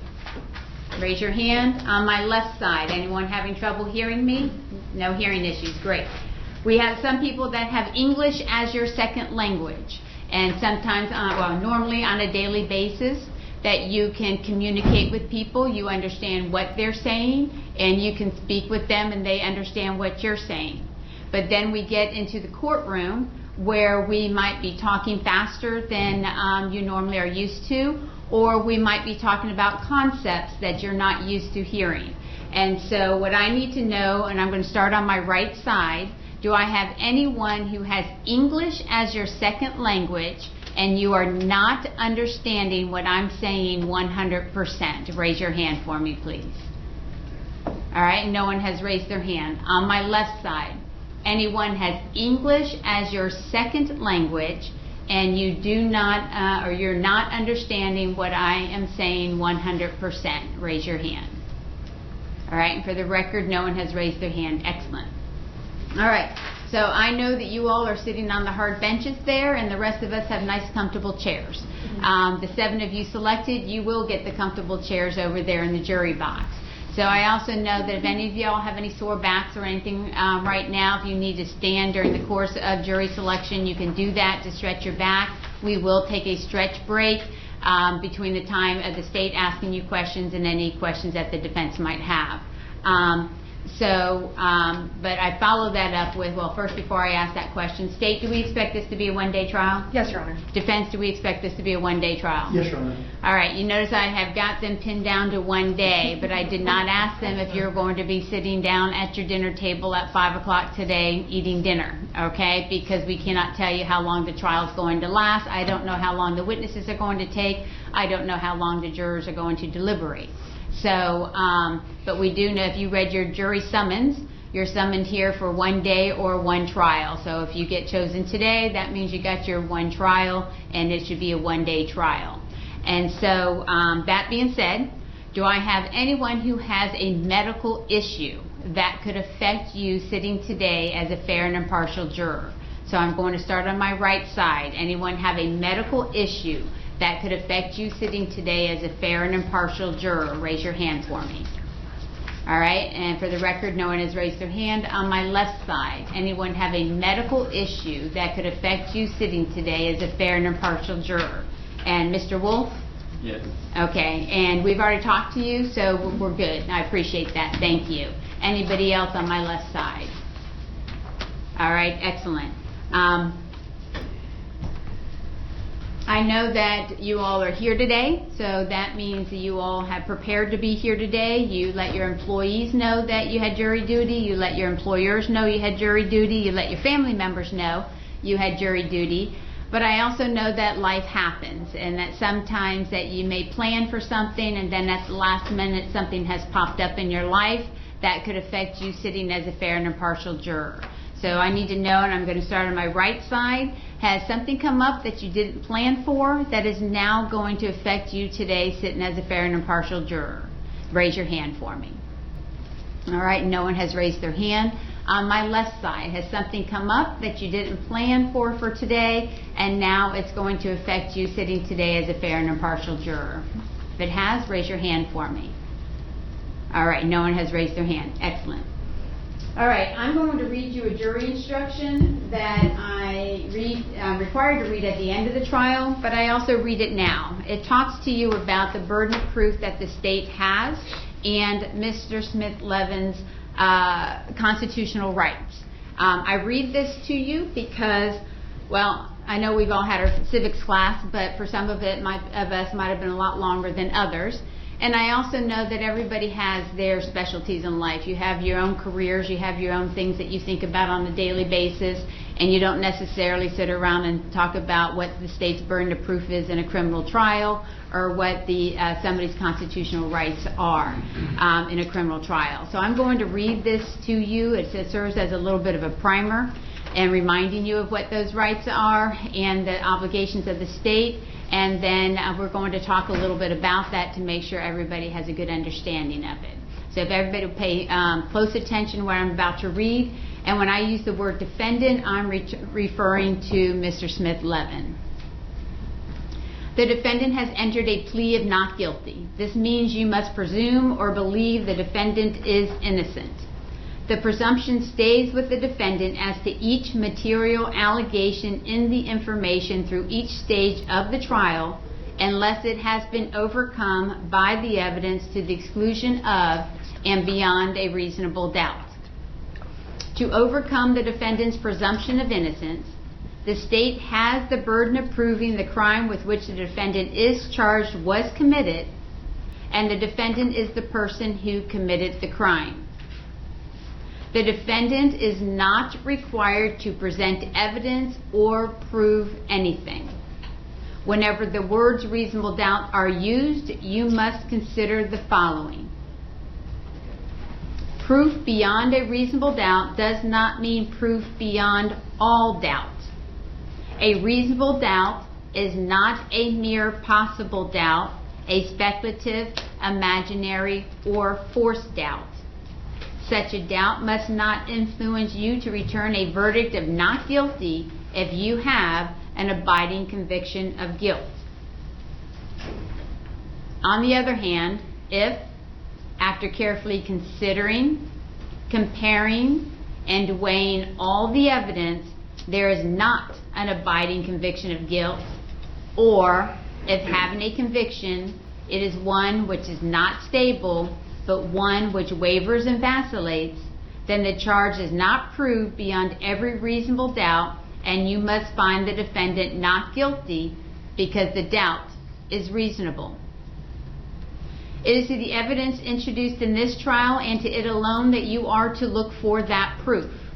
A reasonable doubt as to the guilt of the defendant may arise from the evidence, a conflict in the evidence, or the lack of evidence.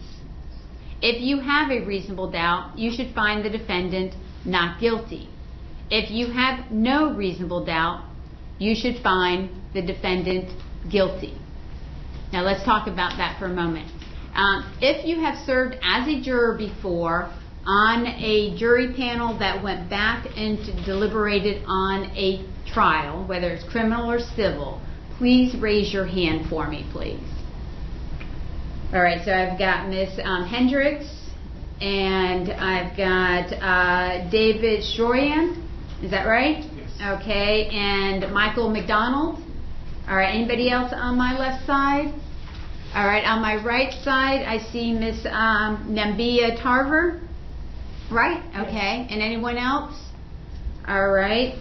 Mr. Shroyan, what type of juror, how long ago, and what type of trial?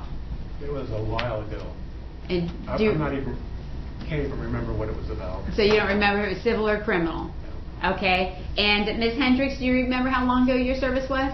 It was a long time ago, but it was for a murder trial. So it was a criminal case. Mm-hmm. Okay. And Ms. Tarver, tell me how long ago yours was? Probably about 10 years ago. Okay. And do you remember if it was civil or criminal? Criminal. Criminal. And how about, who was it? Mr. McDonald? It was criminal over 30 years ago. Okay, well you guys are not going to help me out here if I don't have anybody sat on a civil trial before. All right, so let's talk a little bit about the difference between a civil case and a criminal case, and I'm going to talk to you a little bit about burden of proof.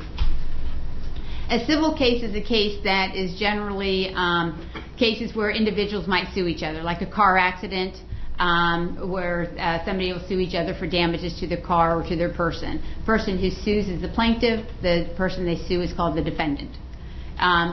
Breach of contract. Businesses might sue each other for breach of contract. Individuals might sue each other for a breach of contract. That's a civil case. In a civil case, the burden of proof is preponderance of the evidence, or the greater weight of the evidence. And you can generally picture that with the scales of justice, and when you're looking at the preponderance of the evidence or the greater weight of the evidence, it's just the tipping of the scale.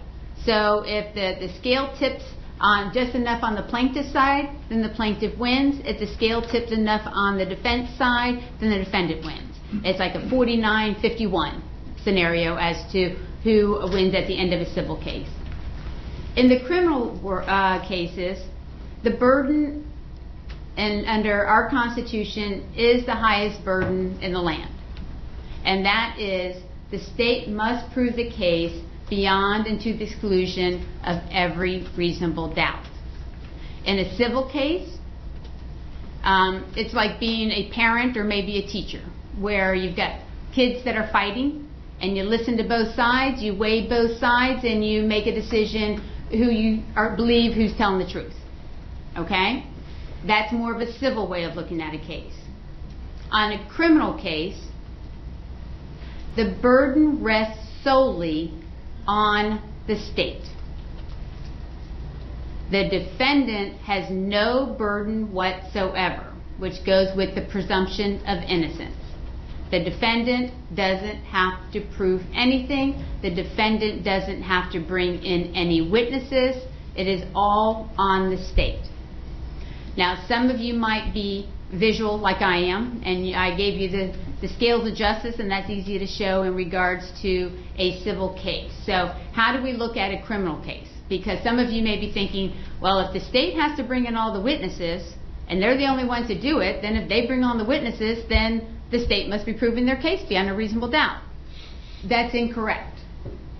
So at the end of the trial, I'm going to list you the law. And we call that what the state has to prove, or the element of the crime. So I can put the elements up here of what the state has to prove.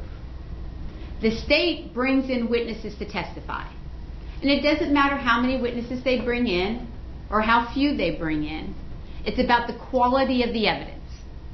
So the state's witnesses, they can testify to anything. But their testimony has to rise to the level of proving the law beyond and to the exclusion of every reasonable doubt. So if that testimony does not raise to the level beyond a reasonable doubt, then the state hasn't proven their case. Okay? My right side, does anyone have any questions about the state's burden of proving the case beyond a reasonable doubt? Does anyone sitting there saying, whew, that's a pretty high burden, and I don't know that I could sit here as a juror and be fair and impartial with the state having the full burden on the case? Raise your hand if you feel that you cannot sit as a fair and impartial juror, but knowing that the state has this burden of proof. For the record, no one has raised their hand. Left side, same thing. Does anyone have any questions about what I've explained about the state's burden of proof? And for the record, no one has raised their hand. Now, is anyone saying, you know what, Judge, I understand the state's burden of proof, but I don't think I could sit as a fair and impartial juror knowing that the state is the one that has to prove the elements without the defense having to do anything? Raise your hand for me. All right, no one has raised their hand. Excellent. So I'm going to push it a little bit further. When I say that the defendant doesn't have to do anything, the defendant and his attorney can sit just like that all day. They don't have to ask any questions during jury selection, doesn't have to do an opening, doesn't have to do a closing, doesn't have to do a cross-examination of any of the witnesses. Okay, so when the state brings a witness in, that's called a direct examination. A cross-examination is when the attorney on the other side chooses to ask questions of that witness. They don't have to do anything.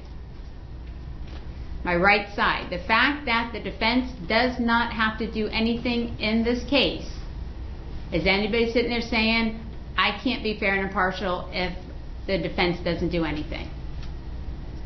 No one has raised their hand. My left side, anyone saying, I don't know if I could sit here and be a fair and impartial juror if the defense doesn't have to do anything? Raise your hand. All right, no one has raised their hand. Now, the state cannot call Mr. Smith-Levin as a witness to prove their case. Under our Constitution, the state is required to bring independent witnesses in to prove its case against Mr. Smith-Levin. They cannot call him as a witness. He has a right to say, state, prove the case, and he has a right to remain silent. On my right side, the fact that the state cannot call Mr. Smith-Levin as a witness, is that going to affect anyone sitting here as a fair and impartial juror? Anybody have any questions about that? Just say, I don't like that. I don't think it's fair. No one has raised their hand. Left side, same question. Is anyone sitting there saying, wow, the state can't call Mr. Smith-Levin. I don't know if I can sit here as a fair and impartial juror if they can't call him. All right, no one has raised their hand. Excellent. Now I'm going to take it a step further. Mr. Smith-Levin doesn't have to testify at all, meaning after the state puts on its case and the state rests, the defense can turn around and say the defense rests, and Mr. Smith-Levin's not going to take the stand. He doesn't have to take the stand under our Constitution. On my right side, now I'm going to make this a little explanation here. I think it's human nature on a trial or anything, people want to hear both sides. Human nature in a trial, people want to hear from the defendant. And I'm fine with that because that's human nature. My question is, does anybody have to hear from Mr. Smith-Levin in order to sit here as a fair and impartial juror? On my right side, is anyone saying if Mr. Smith-Levin chooses not to testify here today and I don't get to hear from him, that's going to affect me being a fair and impartial juror? Raise your hand. All right, everybody's good with that? Everybody's yes? I don't see any hands otherwise. On my left side, same thing. Is anyone saying, it's okay, just let me know, okay? Is anyone saying, wait a minute, I have to hear from Mr. Smith-Levin in order to sit as a fair and impartial juror on this case. I have to hear what he has to say. Raise your hand. And for the record, no one has raised their hand. Okay.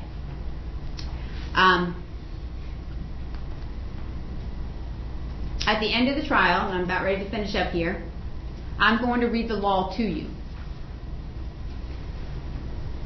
The law is created by the legislature, and the judiciary follows the law.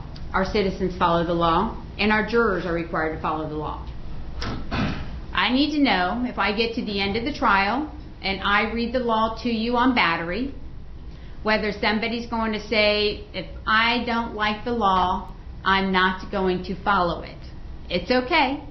This is America.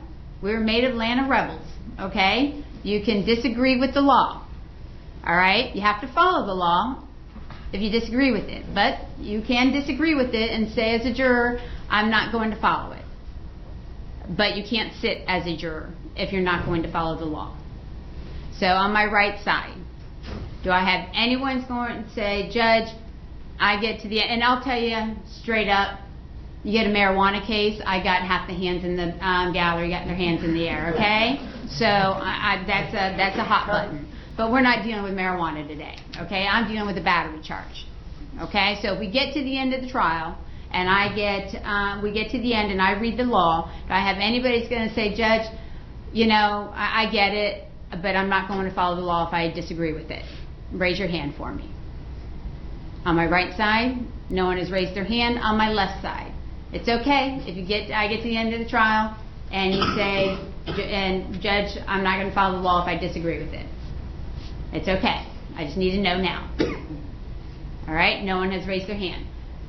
During the course of me reading jury instructions to you, there'll be no fewer than 3 times that these jury instructions that I'm required to read from the Florida Supreme Court will tell you the importance of you following the law.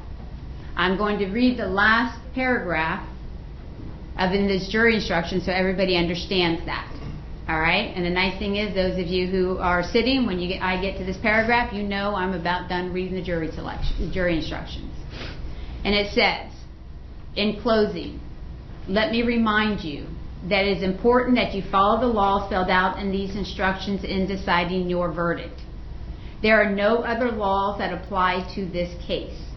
Even if you do not like the laws that must be applied, you must use them. For more than 2 centuries, we have lived by the Constitution and the law, and no juror has the right to violate the rules that we all share.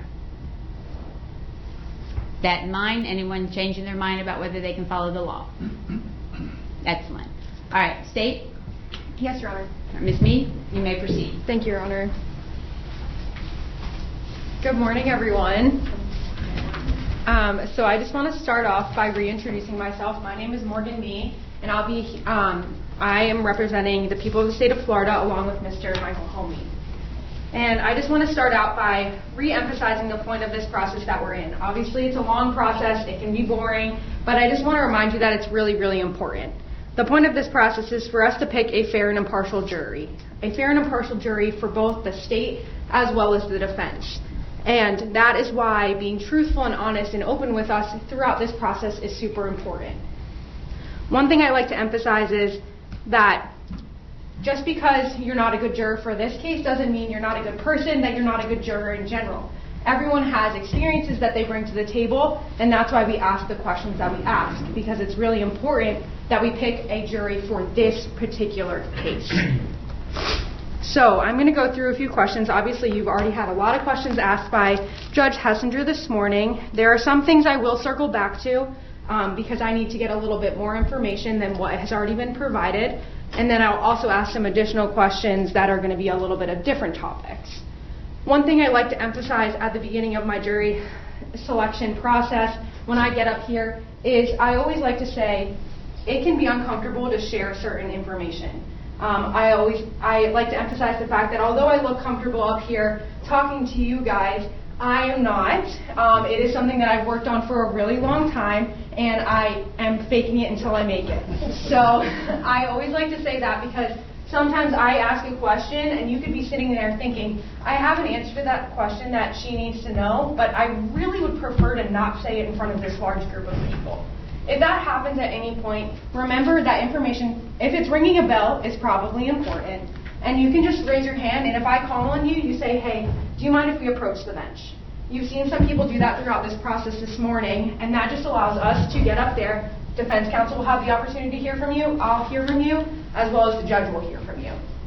So if at any point I ask a question that's poking at you and you know you need to share it, but it's uncomfortable to share in front of the big group, just let me know, okay? Does everyone agree to that? Awesome. So I just want to start off by asking a question that I know tends to get people talking because it tends to require a response from a lot of people. That question is, has anyone here, by a raise of hands, been fingerprinted before? Perfect. I'm going to go ahead and make marks on my sheet, and then I'm going to go and come back to each person. So can I have those hands on? I'm going to start on the left side, so I'm going to, as I say your name, you can put your hand down. So I've got Ms. Hendricks. I've got Mr. Zandanis. I've got Ms. Luke.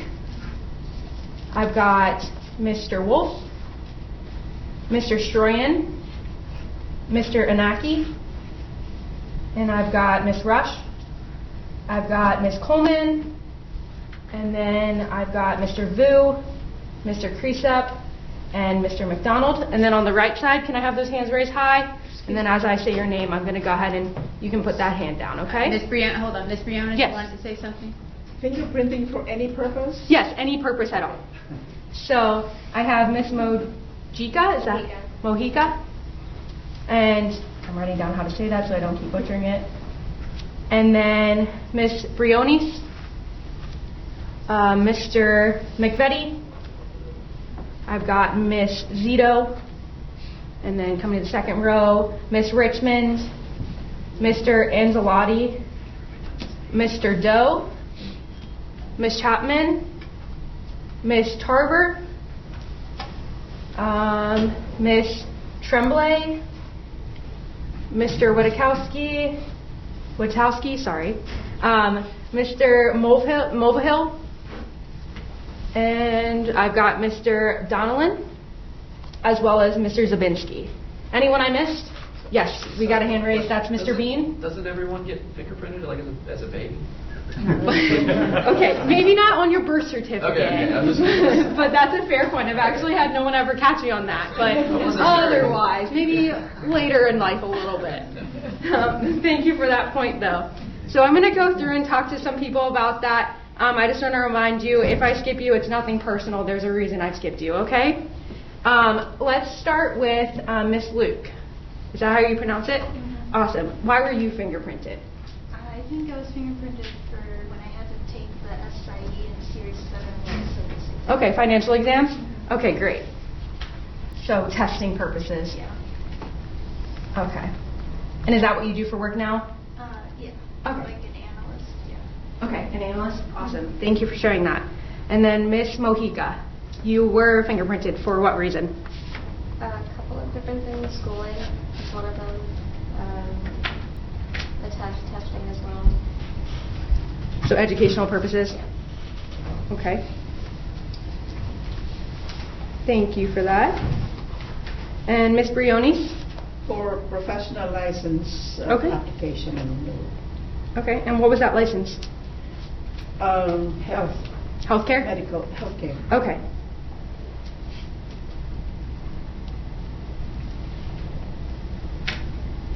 Is that what you still do now?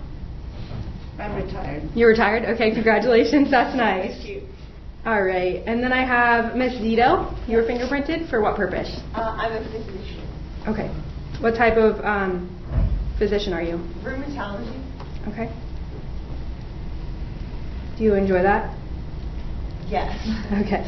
I'm in solo practice though, so it's very difficult for the patients if I have to be here. I understand. Okay. Well, the fact that you indicated that in general, is that going to weigh on you in your if you were to be selected as a juror in this case? Do you think you'd be worried about the fact that your practice is currently closed? Yes. Do you think that that would distract you in any way? Yes, I do.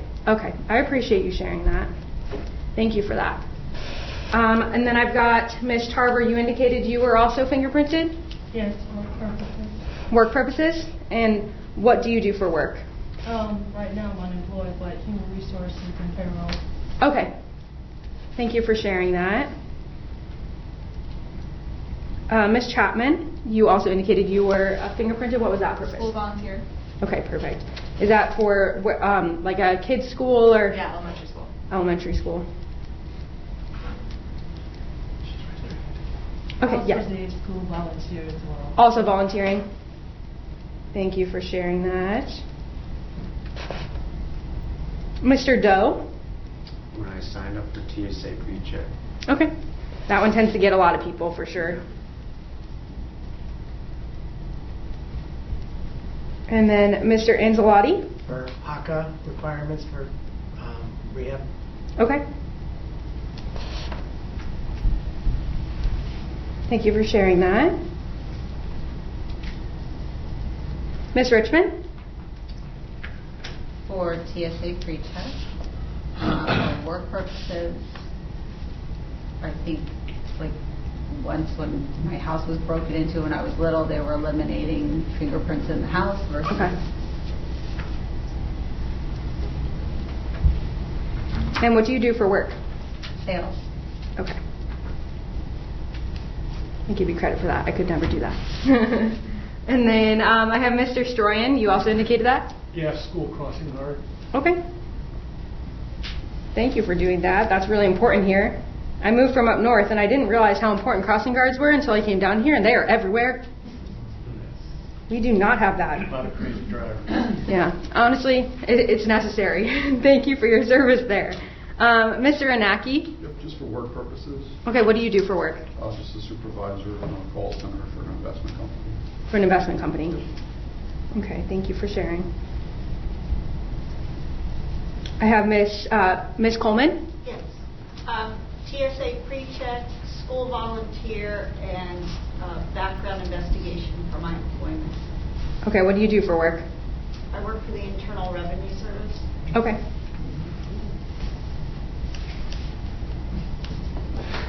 Heard a lot of little mumbles there. You're like, oh, maybe I shouldn't be in this room. No, I'm just kidding. And then I have Miss Tremblay. Teacher. Teacher? Okay. What do you teach? First grade. Good for you. First grade. Thank you for doing that. That's an important job as well. And then Mr. Mulvihill? Jail. Okay. Thank you for sharing that. That's important. That's information I need to know. Okay. And, all right, perfect. I'm probably going to circle back at a later point in questioning that I have, but thank you for sharing that. And then Mr. Donnellan? Jail. Thank you. And then Mr. Zavinsky? I'm a massage therapist. Okay. And they require you to do fingerprinting? Yeah, you gotta do a background check. No, too. Okay.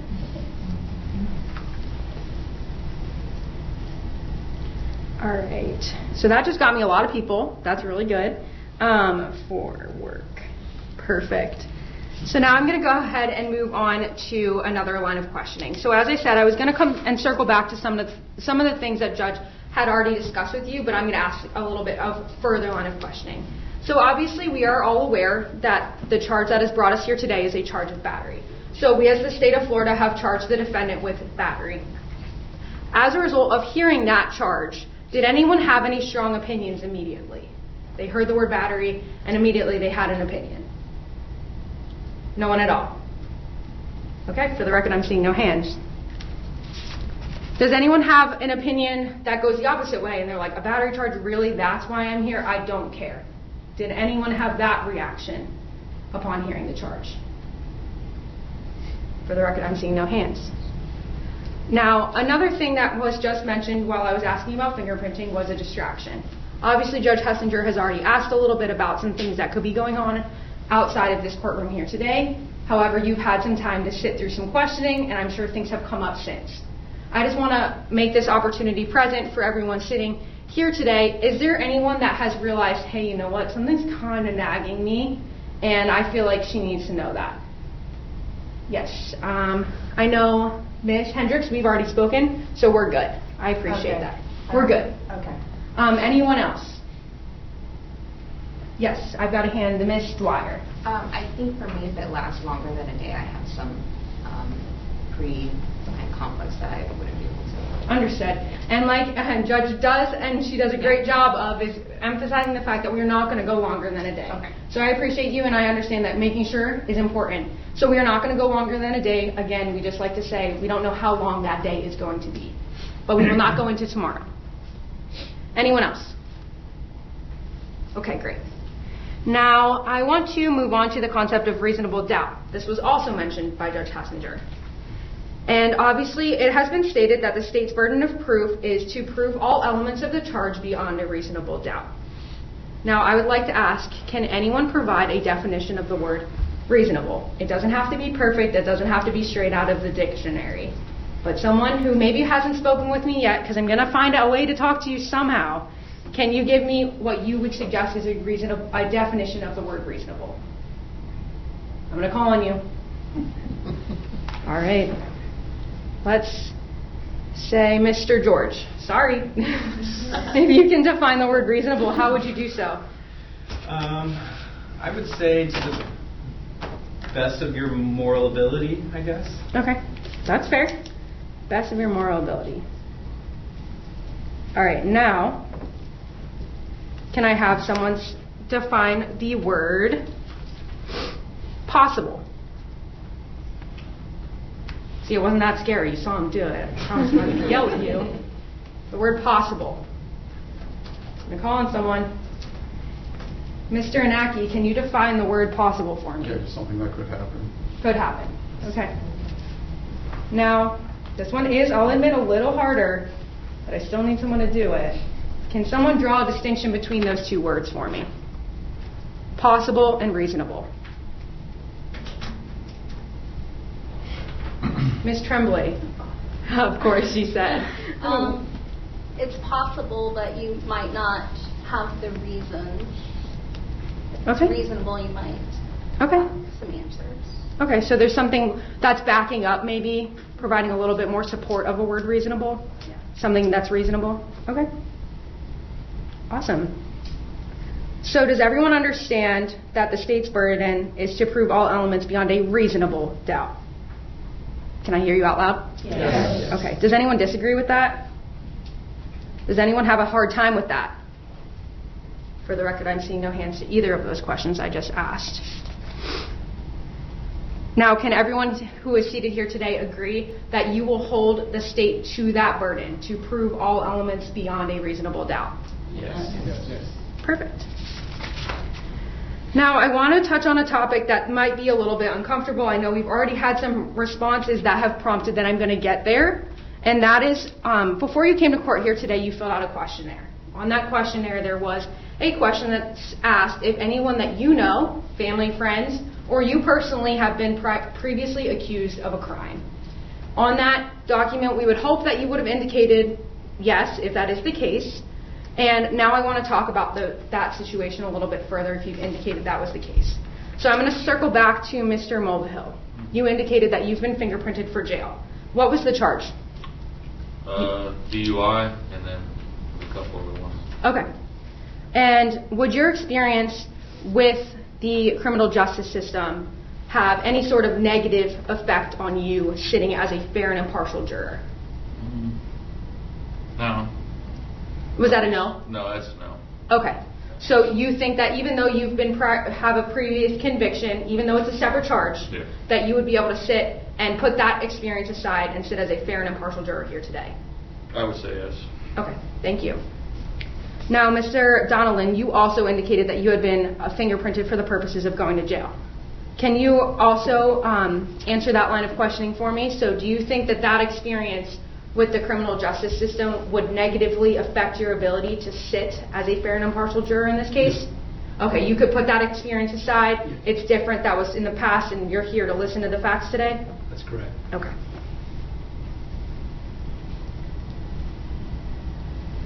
Now, anyone else who I haven't heard from, does that apply to you? That you personally, we'll start there, you personally have been accused of a crime in the past? On the right side? For the record, I'm seeing no hands. Left side? Yes, I've got Mr. McDonald, and we're good, so I don't even need to question you more. And Mr. Creasap, we're also good, so I don't need to question you more. Anyone else? For the record, I'm seeing no hands. Now moving on to that other part of the question, anyone have a friend who has been previously accused of a crime, a close friend or family member? On the right side. For the record, I'm seeing no hands. Left side, friend or close family member that has been previously accused of a crime. I've got Mr. Bean. Can you share that experience with me? Oh, I've had a couple of friends who've been convicted even. Okay. But with something as serious as like this case, I mean, it doesn't matter how you feel, really.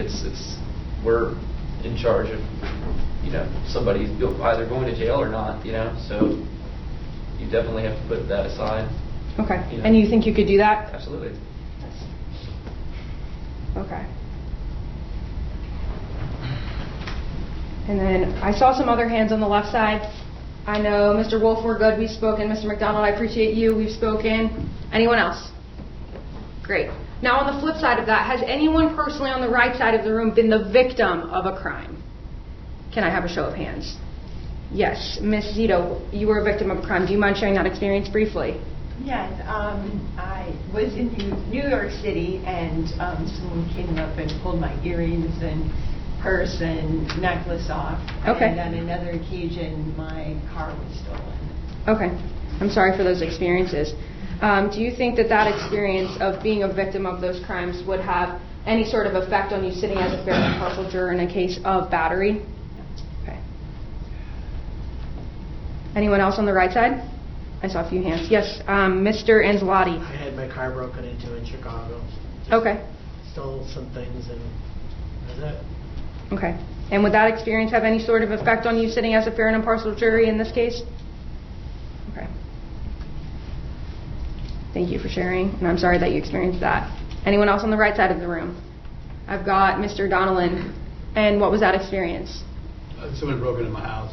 Okay. And would that experience have any sort of impact on your ability to sit as a fair and impartial jury? Juror?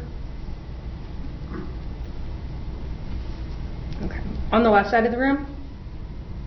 Yes, I've got Miss Coleman. Home break-in. Okay. Same question. Would that affect your ability to sit as a fair and impartial juror in this case? No. Okay.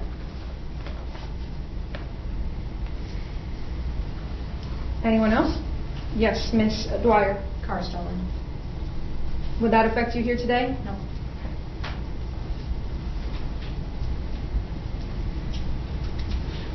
Anyone else? For the record, I'm seeing no hands. All right. Another question that was asked on that questionnaire was connections to law enforcement. I'm sorry, let me scoot back. I don't think I asked about friends or family members close friends or family members being victims of crimes. Anyone here have an experience there that would... Yes, I have Miss Tremblay. My daughter's apartment was broken into recently. Okay. And would that experience have any sort of effect on you here today? Okay. Anyone else? For the record, I'm seeing no hands. Now I'll move on. Another question that was asked is any connection to law enforcement, whether that be yourself, family, or friends. Now, I'm going to start on the right side of the room, and then we'll go from there. Right side of the room, I've got Miss Zito. I think I've got a lot of answers from you, so I'm gonna say we're good. Miss Chapman. Yeah, my father was a homicide detective. Okay. And my brother was a homicide detective. Okay.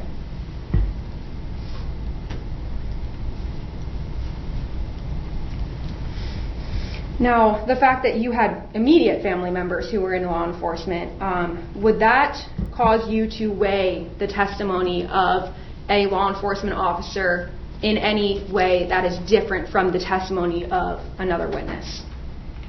I don't think so. Okay. And I hate to come back and push you on the subject.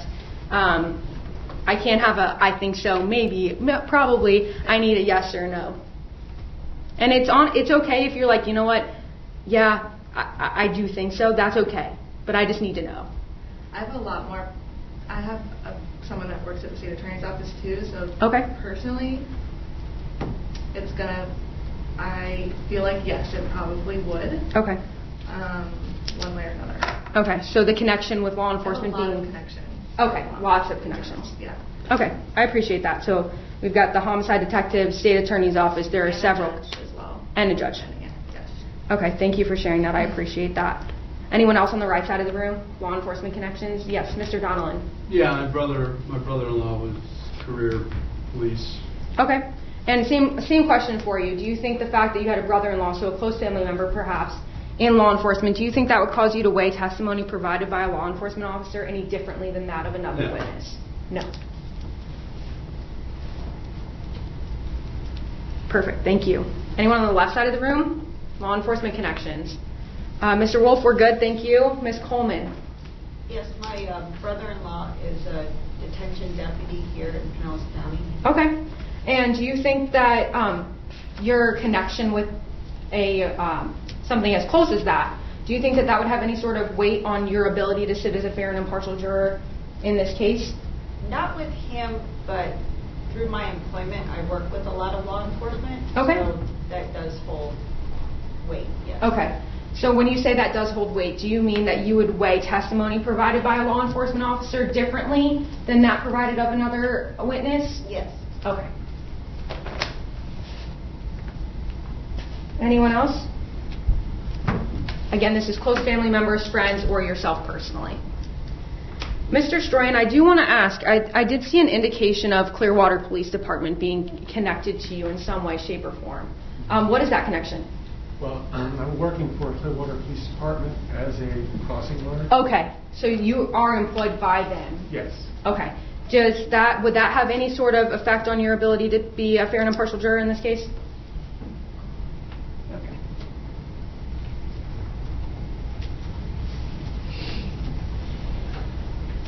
All right, let me just do a quick scan of my list here. I'm sorry, I didn't hear the answer. No. Oh, okay, thank you. I was sitting here waiting in anticipation. Oh, sorry. All right, thank you. I'm just checking. Alrighty. Perfect. So I'm going to go ahead and move on. Now, it was indicated by Judge Hessinger at one point, and it will also be re-emphasized at the end of the trial, that you will be instructed that your verdicts cannot be swayed by sympathy for either side. Does anyone have trouble with that concept? So, for example, you just feel that you really are an empathetic person, a sympathetic person. You would feel bad for someone, and that's just you. That is your personality, and you cannot put that aside to sit as a fair and impartial juror.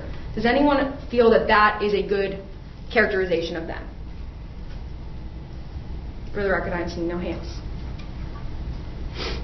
Now, does anyone have any religious, moral, ethical beliefs that make it so that you cannot sit in judgment of a person? Does anyone feel that that is a good characterization of you? For the record, I'm seeing no hands. Now, I have a few people I'm going to go and ask quick questions of, and then I'm going to talk with Mr. Homey really quick, and then I should be almost done. Miss Miles, we haven't spoken very much. Sorry to scare you. You're like, I almost got away from her.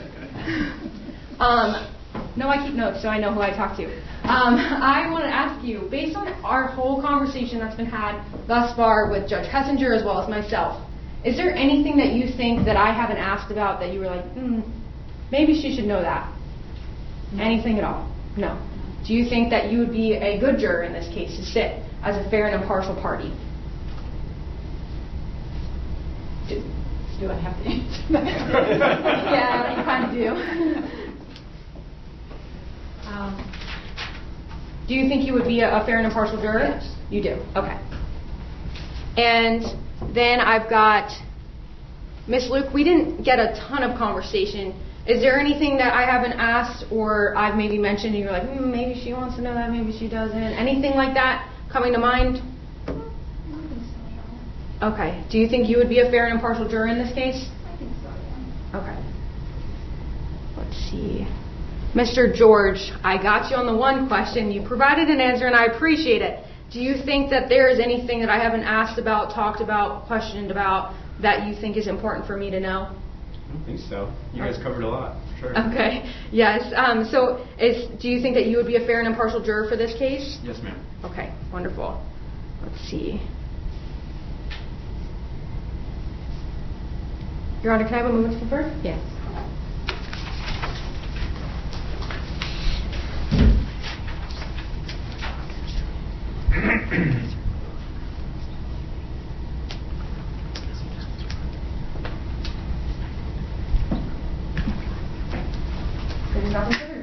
All right. And Mr. Theophilopoulos, would the defense be asking any questions on voir dire? Yes, Your Honor. All right. Slowly get up. Ladies and gentlemen, stand up and stretch. I promise you a chance to stretch. Slowly work your way to the podium, Mr. Theophilopoulos.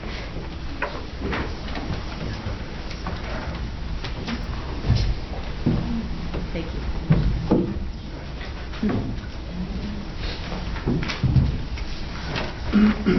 All right, so everybody can have a seat for me. I appreciate it. Thank you. You may proceed. Thank you, Your Honor. Good morning, ladies and gentlemen. As you heard earlier, my name is Jerry Thelfilopoulos. I'm a lawyer out of Tarpon Springs, Florida, and I have the honor and privilege of representing Mr. Aaron Smith-Levin in this matter. If at any time I mispronounce your name, I apologize. I know the feeling. My name gets butchered all the time, and it's okay, so I apologize ahead of time.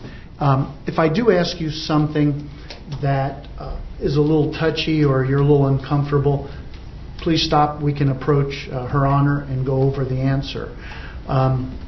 Ms. Miles, good afternoon, or good morning, ma'am. Good morning. How do you feel about sitting in a battery case? It depends on how bad it is. I mean, I have no knowledge as to, I mean, if it was really bad, I wouldn't like it. Okay. Okay. So you want something light? Fluffy, yes. Okay, fluffy. Okay, okay.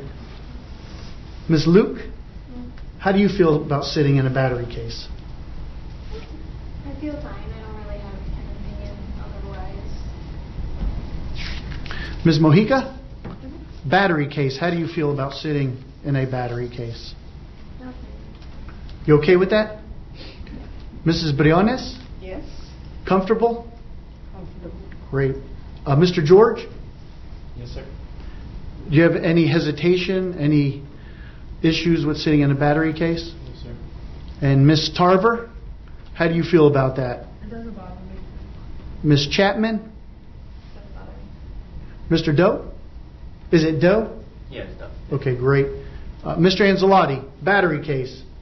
I don't have an issue with it. Okay, and Ms. Richmond, it's a battery case. No problem. Mr. Stroyan? No issue. While I have you, you had mentioned with Clearwater Police, thank you for your service as a crossing guard. My kids are a little bit older, but I remember those days are scary. Do you communicate with the officers or the detectives with the Clearwater Police Department? Very rarely, only whenever there's like fighting or anything like that, I'll get involved with them. Meaning fighting amongst the kids? Yeah. Okay. They'll get involved, but that's the extent of it. Okay. Mr. Anaki? Good to go, no issues. Okay, great. Ms. Dwyer? No issues. Mr. Bean? Not at all. All right. Ms. Coleman? None. Is it too boring for you? Because you have an exciting job. No, this is interesting. Okay, great. Ms. Tremblay? Fine. Are you related to Scott Tremblay by any chance? No, I'm not. Do you get asked that a lot? Okay. I just wanted to be sure. He's a fellow lawyer. That's why I asked the question. Mr. Mulville, how do you feel about a battery case? Doesn't bother me at all. Mr. Donlin? I'm fine. And Mr. Zabinski? No problem. Great. I want to talk about self-defense. Mr. George, how do you feel about somebody exercising self-defense to protect themselves? I feel like as long as you aren't going out of your way to attack the other person physically, and it's in the sake of self-defense, it could be justifiable. Okay, Ms. Briones, self-defense. How do you feel about that?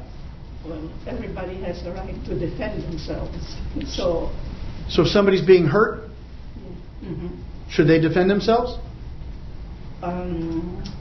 Yeah, he should. Okay. Ms. Mojica? Yes, if someone's being hurt, they should defend themselves. Ms. Luke, how do you feel about self-defense? If somebody's being hurt, defending themselves instead of just sitting there? Yeah, I feel they have a right to defend themselves. Ms. Miles, I see you closing your eyes on me. Of course they do. How do you feel about self-defense? Of course they have the right to defend themselves. Okay, great. Thank you. Mr. Bean, self-defense, what do you think about it? Yeah, I think it's encouraged if it's necessary, absolutely. Ms. Dwyer, how about you? What about the amount of force? How do you feel about that? Should it be equal, more or less?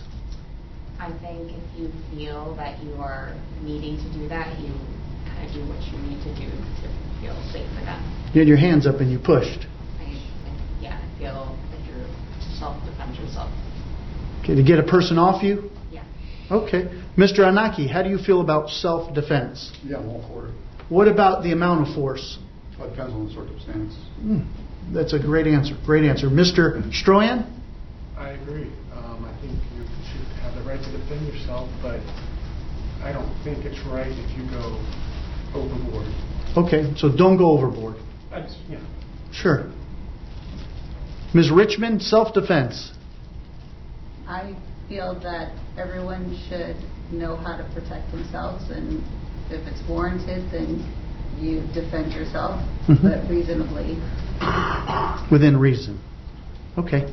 Mr. Anzalotti, how do you feel about self-defense? Well, I think you should try to de-escalate it if possible, but sometimes there's no alternatives. Okay. Mr. Doe? I feel the same way. Definitely, I believe in it, but I wouldn't go lethal force. That's okay. Necessary, depending on the situation. Sure. Ms. Chapman, self-defense, how do you feel about that? Absolutely believe in it. I think there's a lot of context and situational analysis that goes on, but I definitely believe in it. Ms. Tarver, defending oneself, how do you feel about that? Yes, I defend defending yourself, especially if someone is within your space. You have to defend yourself. Okay. Mr. Zabinski, self-defense, tell me how you feel about it. I think it's important and good. Stay in your own bubble. Stay in your, okay, I like that. Never heard it that way. Mr. Donnellan? Yes, I believe in self-defense. Mr. Mulville? Yes. Agree with it? Absolutely. Okay. Ms. Tremblay? Yes, I agree.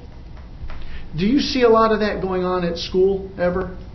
Not in first grade. Oh, first grade. Okay. Well, that's refreshing to hear in today's society. Good. I forgot you were a first grade teacher. I'm sorry. Ms. Kuhlman. Yes. How do you feel about self-defense? I believe in self-defense. Okay, great.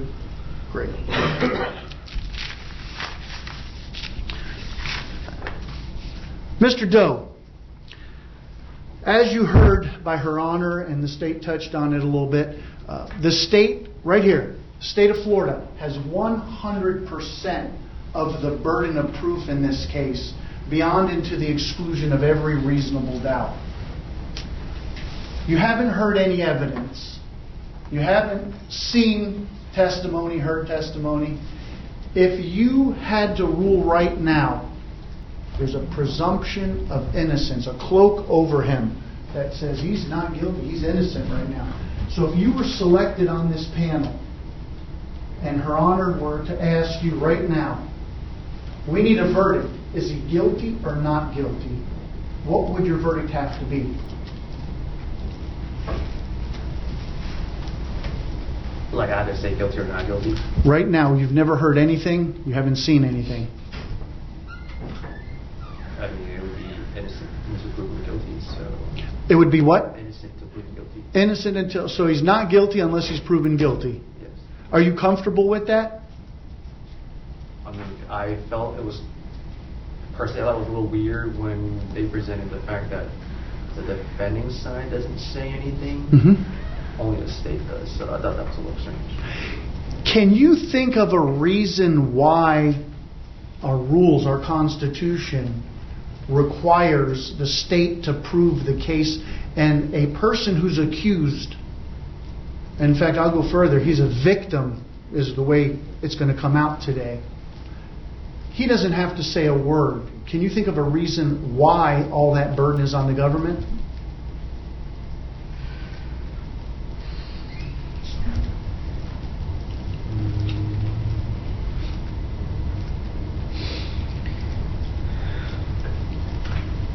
You want me to move on and think about it and I'll come back to you? Honestly, I don't know. Okay. Mr. Ancelotti, you're smiling. It's the law. The judge explained it. It's the law. Now, can you think of a reason why our system is set up that way? Because we voted for it. Okay. What about who's supposed to collect all the evidence?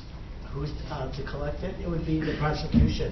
And who has the opinion to bring the charge?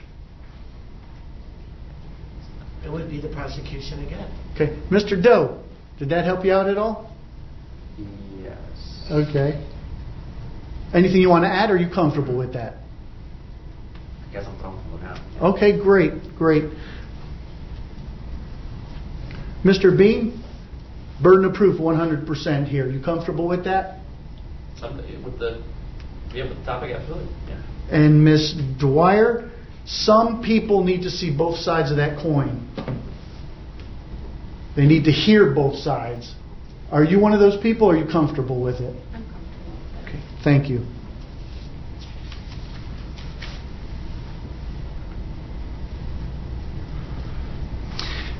Split-second decisions. Mr. Anaki, have you ever been in a situation where you had to make a split-second decision? And tell us about that and the stress involved with it. Yeah, sure. Just like at work, whether we want to help someone or not help them. You weigh the information in front of you and then make a decision quickly. So we don't want to escalate people. Mr. Stroyan, split-second decisions. Yes. Tell me about it. I work in sales, so talking to customers, there's a lot of split-second decisions that you have to think on your feet, not to lose the opportunity. So quite often. Does it get stressful at times? Very stressful. I'm a crossing guard. Yeah. The mind runs 100 miles an hour? Very stressful. Okay. Ms. Richmond, split-second decisions. Tell me about it. Can I just say what he said about sales and making decisions with your customers and which way you're going to go and how you're going to deal with what they're saying to you. Ms. Tremblay, split-second decisions. What impacts it? You don't have time to think. You go with what feels right. You don't have time to think. You go with what feels right. Does everybody agree on this side? I see everybody shaking their head. Okay, what about on this side? You don't have time to think. You go with what's right. Agreed? Okay, thank you. How do you determine, Mr. Doe, who an initial aggressor is? An initial aggressor. Well, I guess for me, I would say the person that struck first. So the person that struck first? Yeah. Okay. And Ms. Miles, how do you determine who the initial aggressor is? I would say the same thing. Okay. Ms. Luke, how do you feel about that? Yeah, I would say the person that strikes his physical force. Ms. Mojica, video evidence. Is it powerful? Yes. The tape doesn't lie. Am I right? Right. Okay. Ms. Briones, Video evidence. Tell me what you think about it. For as long as it is not edited. As long as it's not edited. Okay. Mr. George, video evidence. How do you feel about that? As long as it's not AI, yes. Okay. Yeah, Evidence. there's a lot of that out there, right?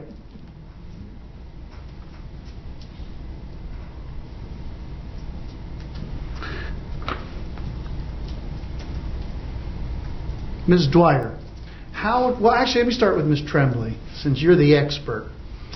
How do you determine the credibility of an individual? What do you look for? And I know you deal with kids, first grade. So what do you look for in your life to see if somebody's credible or if they're bending the truth? They're usually credible if they're usually doing the right thing and they don't get into trouble normally. Okay. Ms. Miles, how do you determine whether somebody's credible? What cues do you look for? If I don't know them or if I know them? If you don't know them. If I don't know them, if they're antsy, if their eyes are shifting, I can normally tell when somebody's telling me the truth. Antsy, eyes shifting. Okay. Now, you work ultrasound? Or no? No. Oh, okay. I must have wrote... I'm sorry. I'm an accountant. You're an accountant. My apologies. I wrote down ultrasound. I do work for Gulf Coast Ultrasound Institute as their accountant. I understand. Where are they located? Downtown St. Pete. Okay, great. Miss Luke, how do you determine the credibility? What cues do you look for of individuals when they're telling their story? I would say body language, maybe tone of voice, how maybe confident they feel in their answers, what they're saying. Okay. Miss Mojica, what do you look for to determine the credibility? What cues? Tone of voice for sure, and past experience, like I guess the history if they repeat events and stuff like that. Okay. Miss Briones, what do you look for when you try to figure out who's telling the truth? Some demeanors, like when a statement is followed by a smile that does not reach. Okay. Mr. George, what do you look for in determining the credibility of an individual telling you a story? It's a track record, for sure. If it's multiple offenses of the same issue that we're discussing. What if you don't know them? I'm sorry to interrupt you. My apologies. What if you don't know that person? First time, boom. I guess just right off the bat how they react to what the other side is, mentioning or suggesting. Okay, Ms. Tarver. Body language, how they're presenting their story. Body language, how they're presenting their story. Ms. Chapman, anything you can add to that? Just demeanor, general demeanor. Demeanor. Mr. Doe, anything you want to add? Other than just body language, demeanor. Body language, demeanor. Mr. Anzalotti, what do you look for when determining whether somebody's being truthful to you? Usually eye contact. Eye contact. And Ms. Richmond? Same. Body language, eye contact. Okay, thank you, ma'am.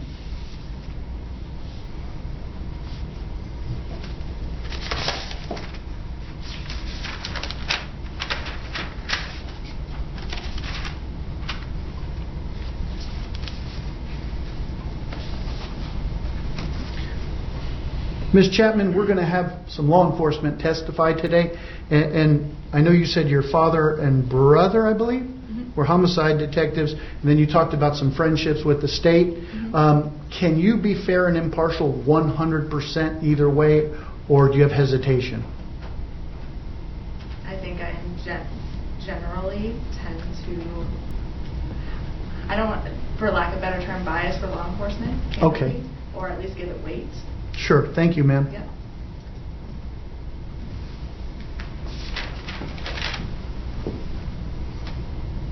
Ms. Dwyer,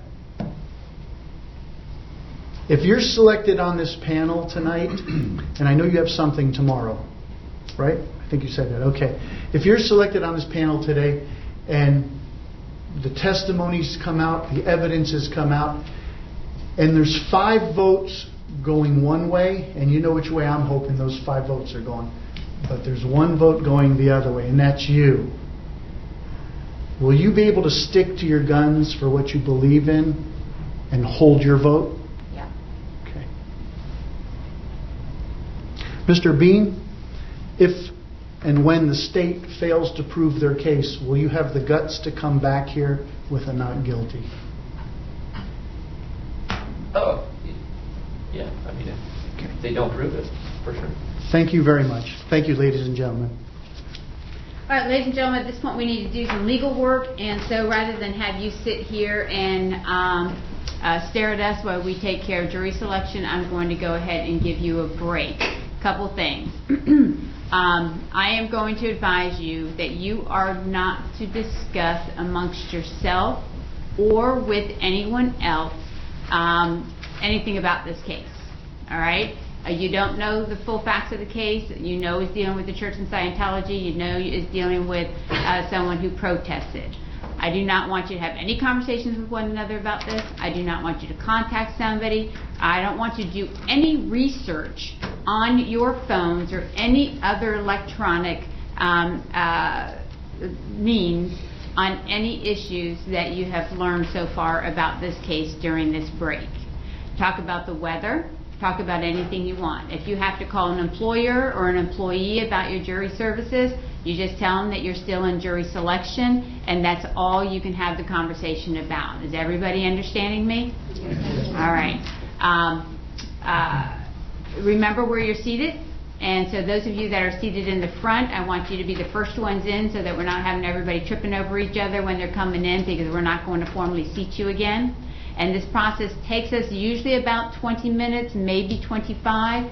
I'm going to break you until 12:40. If you are somebody who is perpetually late, I just said 12:35. Okay? So meet outside that double door out there and wait for the deputies to call you back in. All right? Thank you very much. Folks, just remember all of your belongings.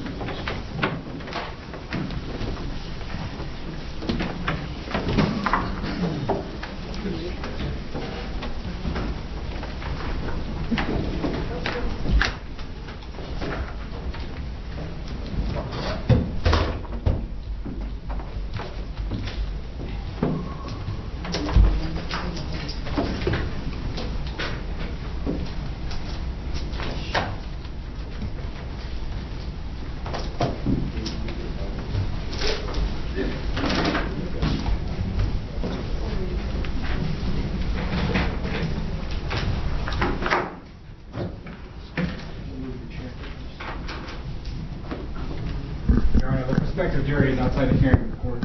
All right, take a few minutes to determine your cause challenges, and then we'll go calls and then into peremptories. Yes, Your Honor.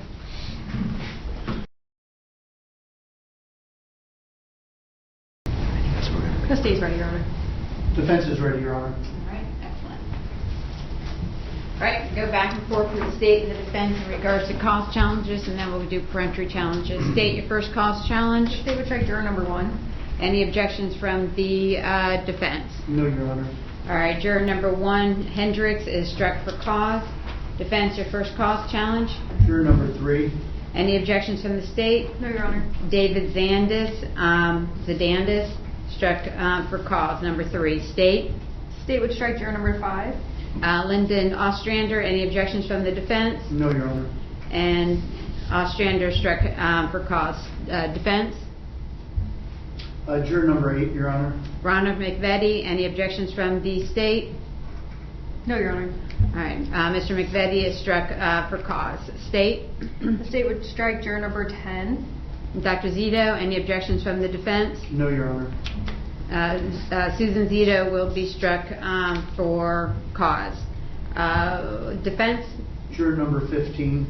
15, Robert Wolf, any objections from the state? No, Your Honor. All right, state? State would strike juror number 19. 19, Brittany Chapman, any objections from the defense? No, Your Honor. Brittany Chapman is struck for cause. And defense? Juror number 22. Excuse me, 21. 21, any objections from the state? No, Your Honor. Kathy Rush is struck for cause. State? State would strike juror number 22. Any objections from the defense? No, Your Honor. Andrea Coleman is struck for cause. Defense? Juror number 23. Michael Vu, any objections from the state? No, Your Honor. Michael Vu is struck for cause. State? State would strike juror number 24. Any objections from the defense? No, Your Honor. Jack Crestap is struck for cause. And defense? Juror number 25, Mr. McDonald. Any objections from the state? No, Your Honor. All right, Michael McDonald is struck for cause. State? State would strike juror number 27. Any objections from the defense? No, Your Honor. Witowski is struck for cause. Defense? If I could have 1 second.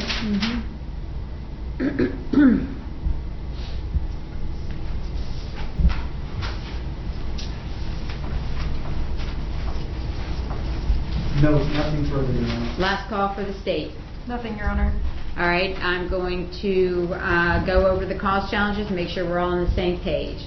Number 1, Hendrick. 3, Zadanis. 5, Ostrander. 8, McVetti. 10, Zito. 15, Wolf. 19, Chapman.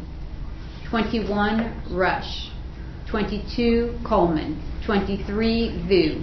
24, Cressap. 25, McDonald. 27, Witowski.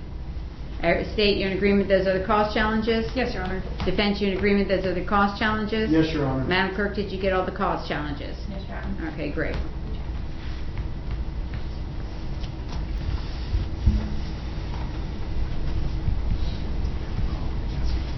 All right, so we're looking at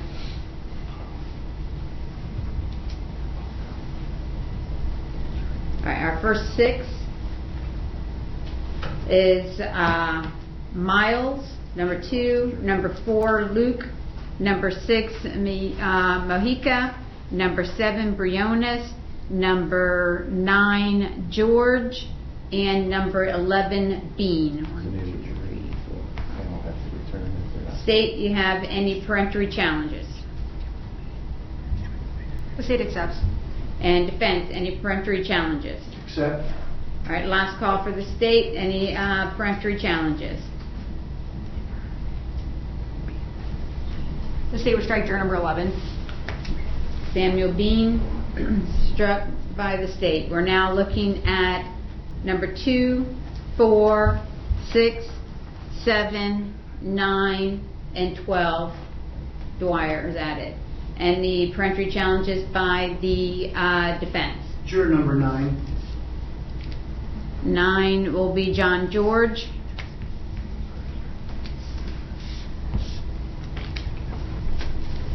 All right, we are now looking at 2, 4, 6, 7, 12, and 13. Make sure I got that 1, 2, 3, 4, 5, 6. Yes. State, any peremptory challenges?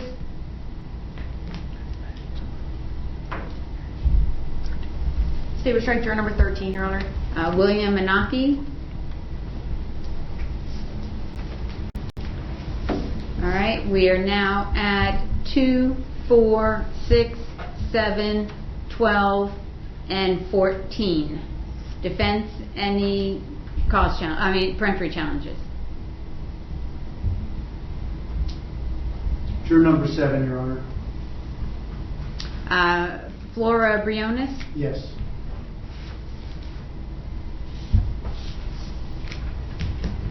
All right, we are now at 2, 4, 6, 12, 14, and 16. State, any peremptory challenges? State strikes juror number 16, Your Honor. All right. So your last peremptory challenge.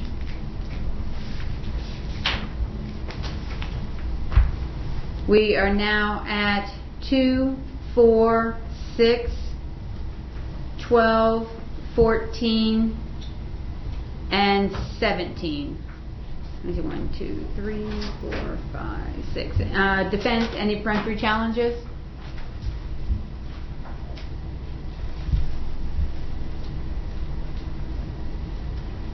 None. All right, so it's your last call. Is that before I declare the panel?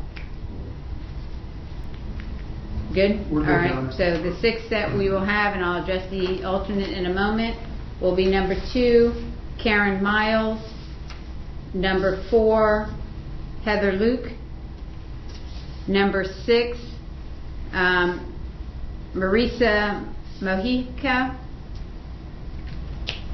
number 12, Anusha Dwyer, number 14, David Stroyan, and number 17, Robert Angelotti.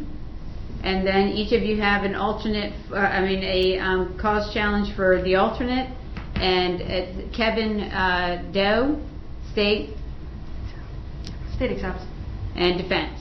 We'll strike juror number 18, Mr. Doe.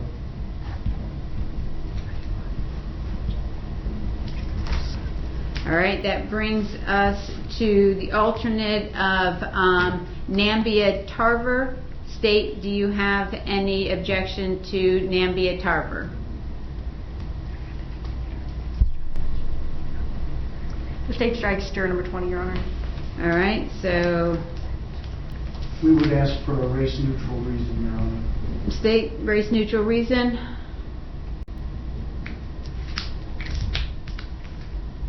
And just so the record's complete, Ms. Tarver is a black African-American lady.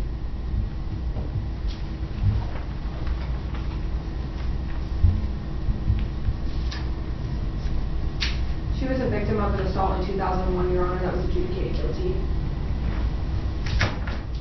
All right, that's a race-neutral reason. State's alternate selection is struck, which makes our alternate the number 26, Patricia Tremblay. She will not be advised that she is the alternate. When we get the jurors, I am, let me go through and make sure we're all on the same page. 2 Miles, 4 Luck, 6 Mojica, 12 Dwyer, 14 Stroyan, 17 Angelotti, and 26 Tremblay.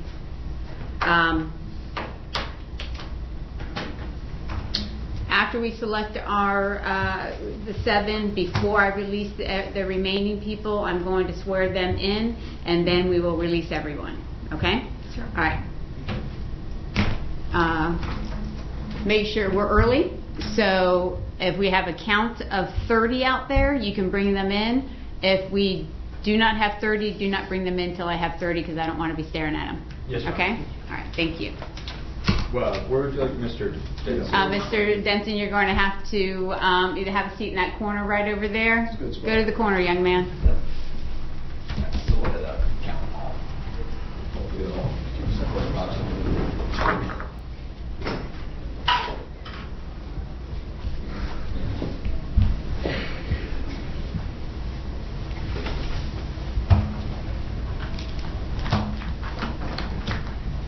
Madam Clerk, be prepared to swear in, please. Yes, ma'am.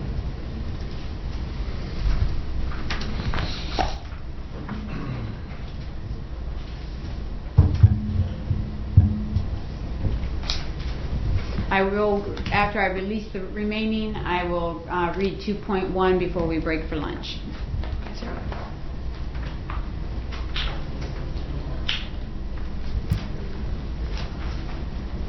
We're short about 10. Okay, excellent. I'm going to step down and run to the restroom real quick, so hopefully by the time I get back, we'll have those 10 and we'll be ready to get going. All right.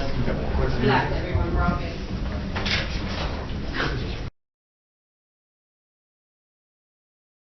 All right. County Court is back in session. Ready to see the thing?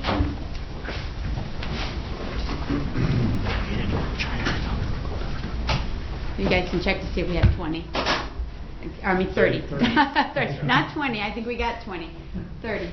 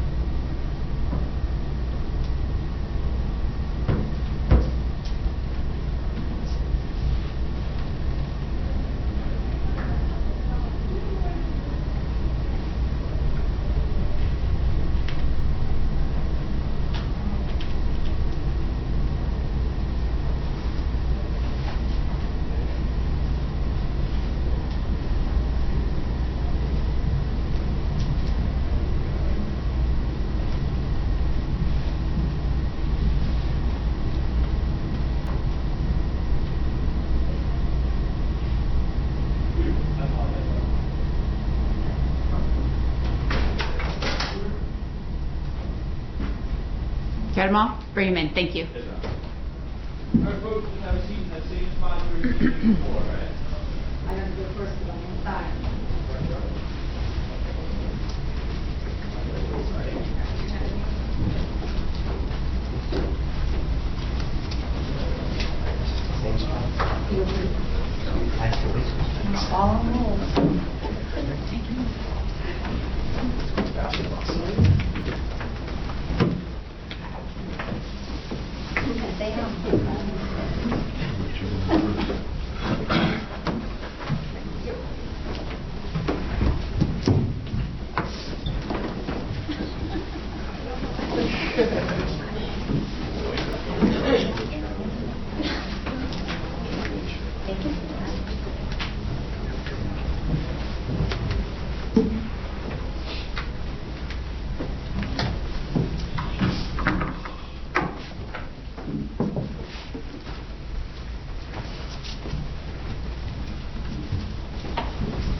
Your Honor, with respect to jurors are present, seated in gallery. Great. Ladies and gentlemen, when I call your name, please come forward and sit precisely where the deputy tells you to sit.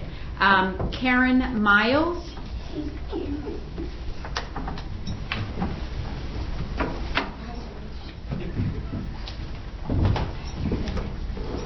Karen Luke. Oh, Heather Luke. Sorry. Got too many Karens on my mind here. All right, so we got Karen Miles, Heather Luke, Marisa Mojica,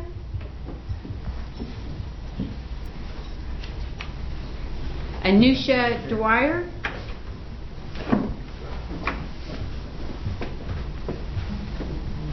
David Stroyan,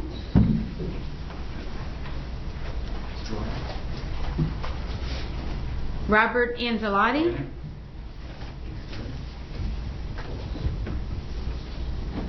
and Patricia Tremblay.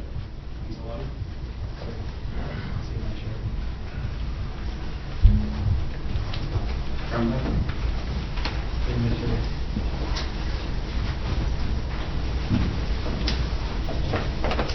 right, ladies and gentlemen, if I could get you to stand and raise your right hand for me, just take your oath as jurors, please. Do you solemnly swear or affirm that you will well and truly try the issues between the state of Florida and the defendant and render a true verdict according to the law and the evidence? Thank you very much.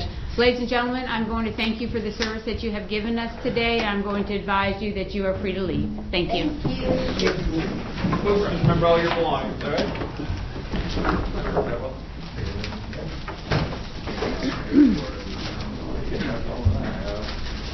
Did you wear that shirt? Did you wear that shirt? Was it Tim? No, I didn't know that. I'm sorry. It said, on the it said, how did you wear on? Wow, done nicely.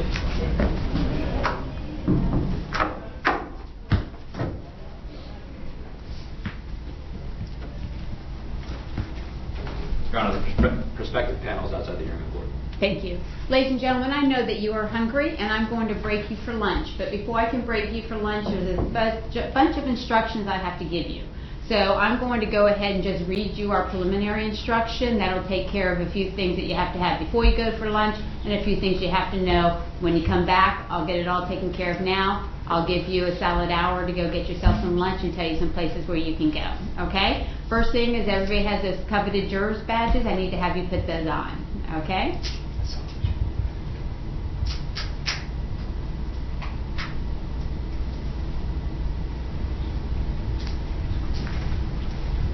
All right.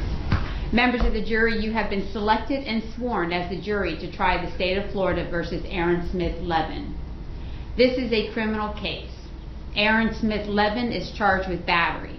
The definition of battery will be explained to you later. You must decide this case based on the evidence presented and the law that I give you. Evidence consists of the sworn testimony of witnesses, exhibits admitted into evidence, and anything else that I tell you to consider as evidence.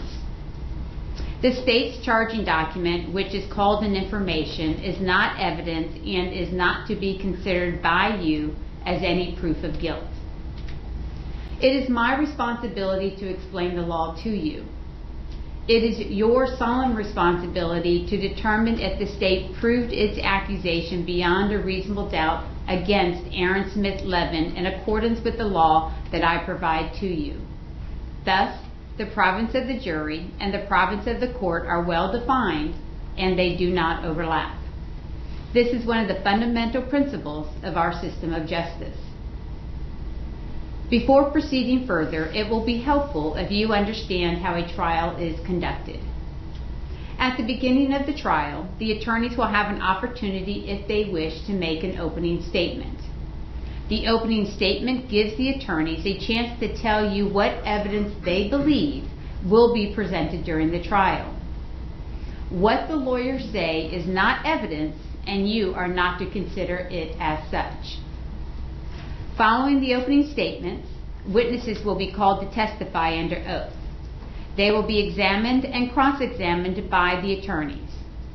Documents and other exhibits may be introduced as evidence. After the evidence has been presented, the attorneys will have the opportunity to make their closing arguments. Following the closing arguments by the attorneys, the court will instruct you on the law applicable to the case. After the final instructions are given, you will retire to consider your verdict. You should not form any definite or fixed opinion on the merits of the case until you have heard all the evidence, the argument of the lawyers, and the instructions on the law that I give you. Until that time, you cannot discuss the case among yourselves. Your verdict must be based solely on the evidence or lack of evidence and the law. Jurors must decide the case without distraction and only on the evidence presented in the courtroom. Jurors must not conduct any investigation on their own. This includes reading newspapers, watching television, or using a computer, cell phone, the internet, any electronic device, or any other means at all to get information related to this case or the people and places involved in this case. You may not visit places mentioned in the trial or use the internet to look at maps or pictures to see any place discussed during the trial. If you investigate, research, or make inquiries on your own, the trial judge has no way to make sure that the information you obtain is proper for the case. The parties likewise have no opportunity to dispute or challenge the accuracy of what you might find. This is contrary to our judicial system, which assures every party the right to ask questions about and challenge the evidence being considered against it and to present argument with respect to that evidence. Any independent investigation by a juror unfairly and improperly prevents the parties from having that opportunity that our judicial system promises. You are also not permitted to communicate about this case with anyone, including your spouse, family members, friends, neighbors, and even your fellow jurors. No communication includes no in-person, telephonic, or electronic communication, such as emailing, text messaging, posting information on social media or a website, or any other form of communication. During the trial, the court may take recesses and you will be permitted to separate and go about your personal affairs. It is important to remember that the prohibition on communicating about this case applies during these recesses, whether you are in the courthouse or elsewhere. If at any time you find yourself in a situation where others are discussing the case in your presence, leave the situation at once and immediately report the matter to the court deputy, who will then advise me. All cell phones, computers, tablets, or other types of electronic devices must be turned off while you are in the courtroom. Turned off means that the phone or other electronic device is actually off and not in a silent or vibrating mode. You may use these devices during recesses, but even then, you may not use your cell phone or electronic device to find out any information about the case or communicate with anyone about the case or the people involved in the case. Do not take photographs, video recordings, or audio recordings of the proceedings or of your fellow jurors. After each recess, please double check to make sure your cell phone or electronic device is turned off. At the end of the case, while you are deliberating, you must not communicate with anyone outside the jury room. You cannot have in the jury room any cell phones, computers, or other electronic devices. If anyone needs to contact you in an emergency, the court can receive messages and deliver them to you without delay. A contact phone number will be provided to you. So at the end of the trial, when you go back in the jury suite to deliberate, the deputies sit outside your room. And the deputies will, before you go in there, will collect, or before you begin to deliberate, will collect all your electronic devices, and they will be stored outside the room, usually in a little bin or on the floor there, until you're done deliberating. And when you're finished deliberating, then your electronic devices will be returned to you. Any juror who violates these restrictions jeopardizes the fairness of these proceedings, and a mistrial could result that would require the entire trial process to start over. A mistrial is a tremendous expense and inconvenience to the parties, the court, and the taxpayers. If you violate these rules, you may be held in contempt of court and face sanctions such as serving time in jail, paying a fine, or both. Now that's the part of the jury instruction I don't like to read to my jurors, okay? But I will tell you, a few years back, there was a 5-day trial. And on day 3, one of the jurors started doing research online. And that entire trial had to start all over again. And that juror had to face some sanctions. In every criminal proceeding, a defendant has the absolute right to remain silent. At no time is it the duty of a defendant to prove his innocence. From the exercise of a defendant's right to remain silent, a jury is not permitted to draw any inference of guilt, and the fact that a defendant did not take the witness stand must not influence your verdict in any manner whatsoever. The attorneys are trained in the rules of evidence and trial procedure, and it is their duty to make all objections they feel are proper.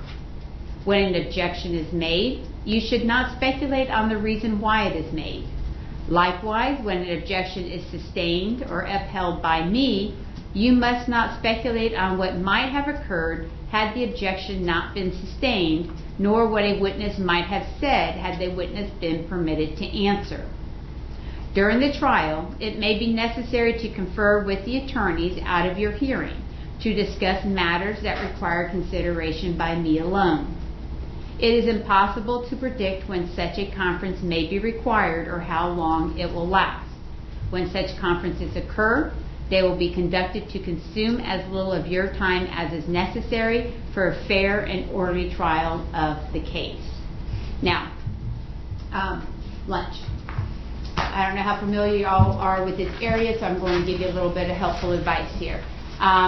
When you exit here, you exit onto 49th Street. If you turn right, you're going towards Ulmerton Road. If you stay in the right-hand lane, right before you hit Ulmerton, you'll hit a place that's called Mike's Pizza and Deli. Nothing fancy, but it's excellent food.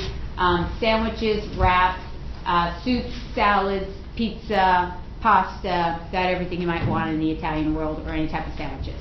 Next to that is a drive-through, which is, I can never remember the drive-through. Checkers. If you get into the left lane and you turn left onto Ulmerton Road, you go under the new overpasses there. You'll start seeing some of the fast food restaurants, McDonald's, Burger King, Taco Bell. Also, there's a building where you see the side of it. It's right after the light there by the Golden Diamond Source. I think there's a light, and then there's a building there that has in it Little Greek. Next to that is a Asian fusion restaurant with also American food in there. It's very good food there. Then if you keep going, you're going to hit the overpass where there's a Chick-fil-A there. You need to turn there. Chick-fil-A is right there when you turn that overpass. Then you have a Subway in the CVS shopping plaza. Once you hit that, you're pretty much on your way back, and you have to have made your choice by then. Okay? So the other thing here is those badges of yours. I call that your courthouse kryptonite. People see you with those badges, they are not going to look at you, they're not going to smile at you, they're not going to talk to you. You get into an elevator and the seas will part, okay? People are just going to step away from you because anyone in this courthouse knows that there cannot be any appearance of impropriety, okay? So people are going to stay away from you. If anybody does reach out to you or have any contact with you that you're concerned about, you definitely need to make sure you tell the deputies, okay? But I don't think that should happen.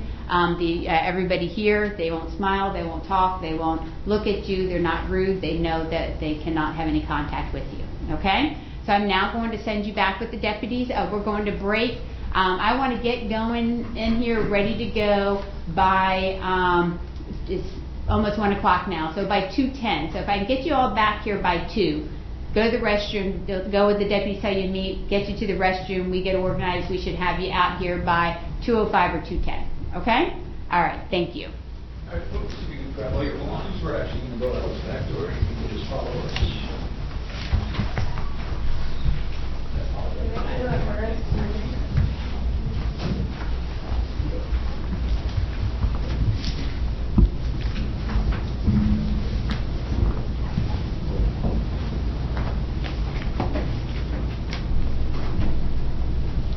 Your Honor, the jury is outside the hearing of the court. All right. All right. We will break until, what time, do you all need to check any videos? Yes, Your Honor. What time do you need them here? 5 minutes to 2? That's fine, Your Honor. All right. If you can open 15 minutes before, so 5 minutes to 2. And everybody back here at 2:05 so we can be ready to go by 2:10. Yes, Your okay? Honor. Thank you.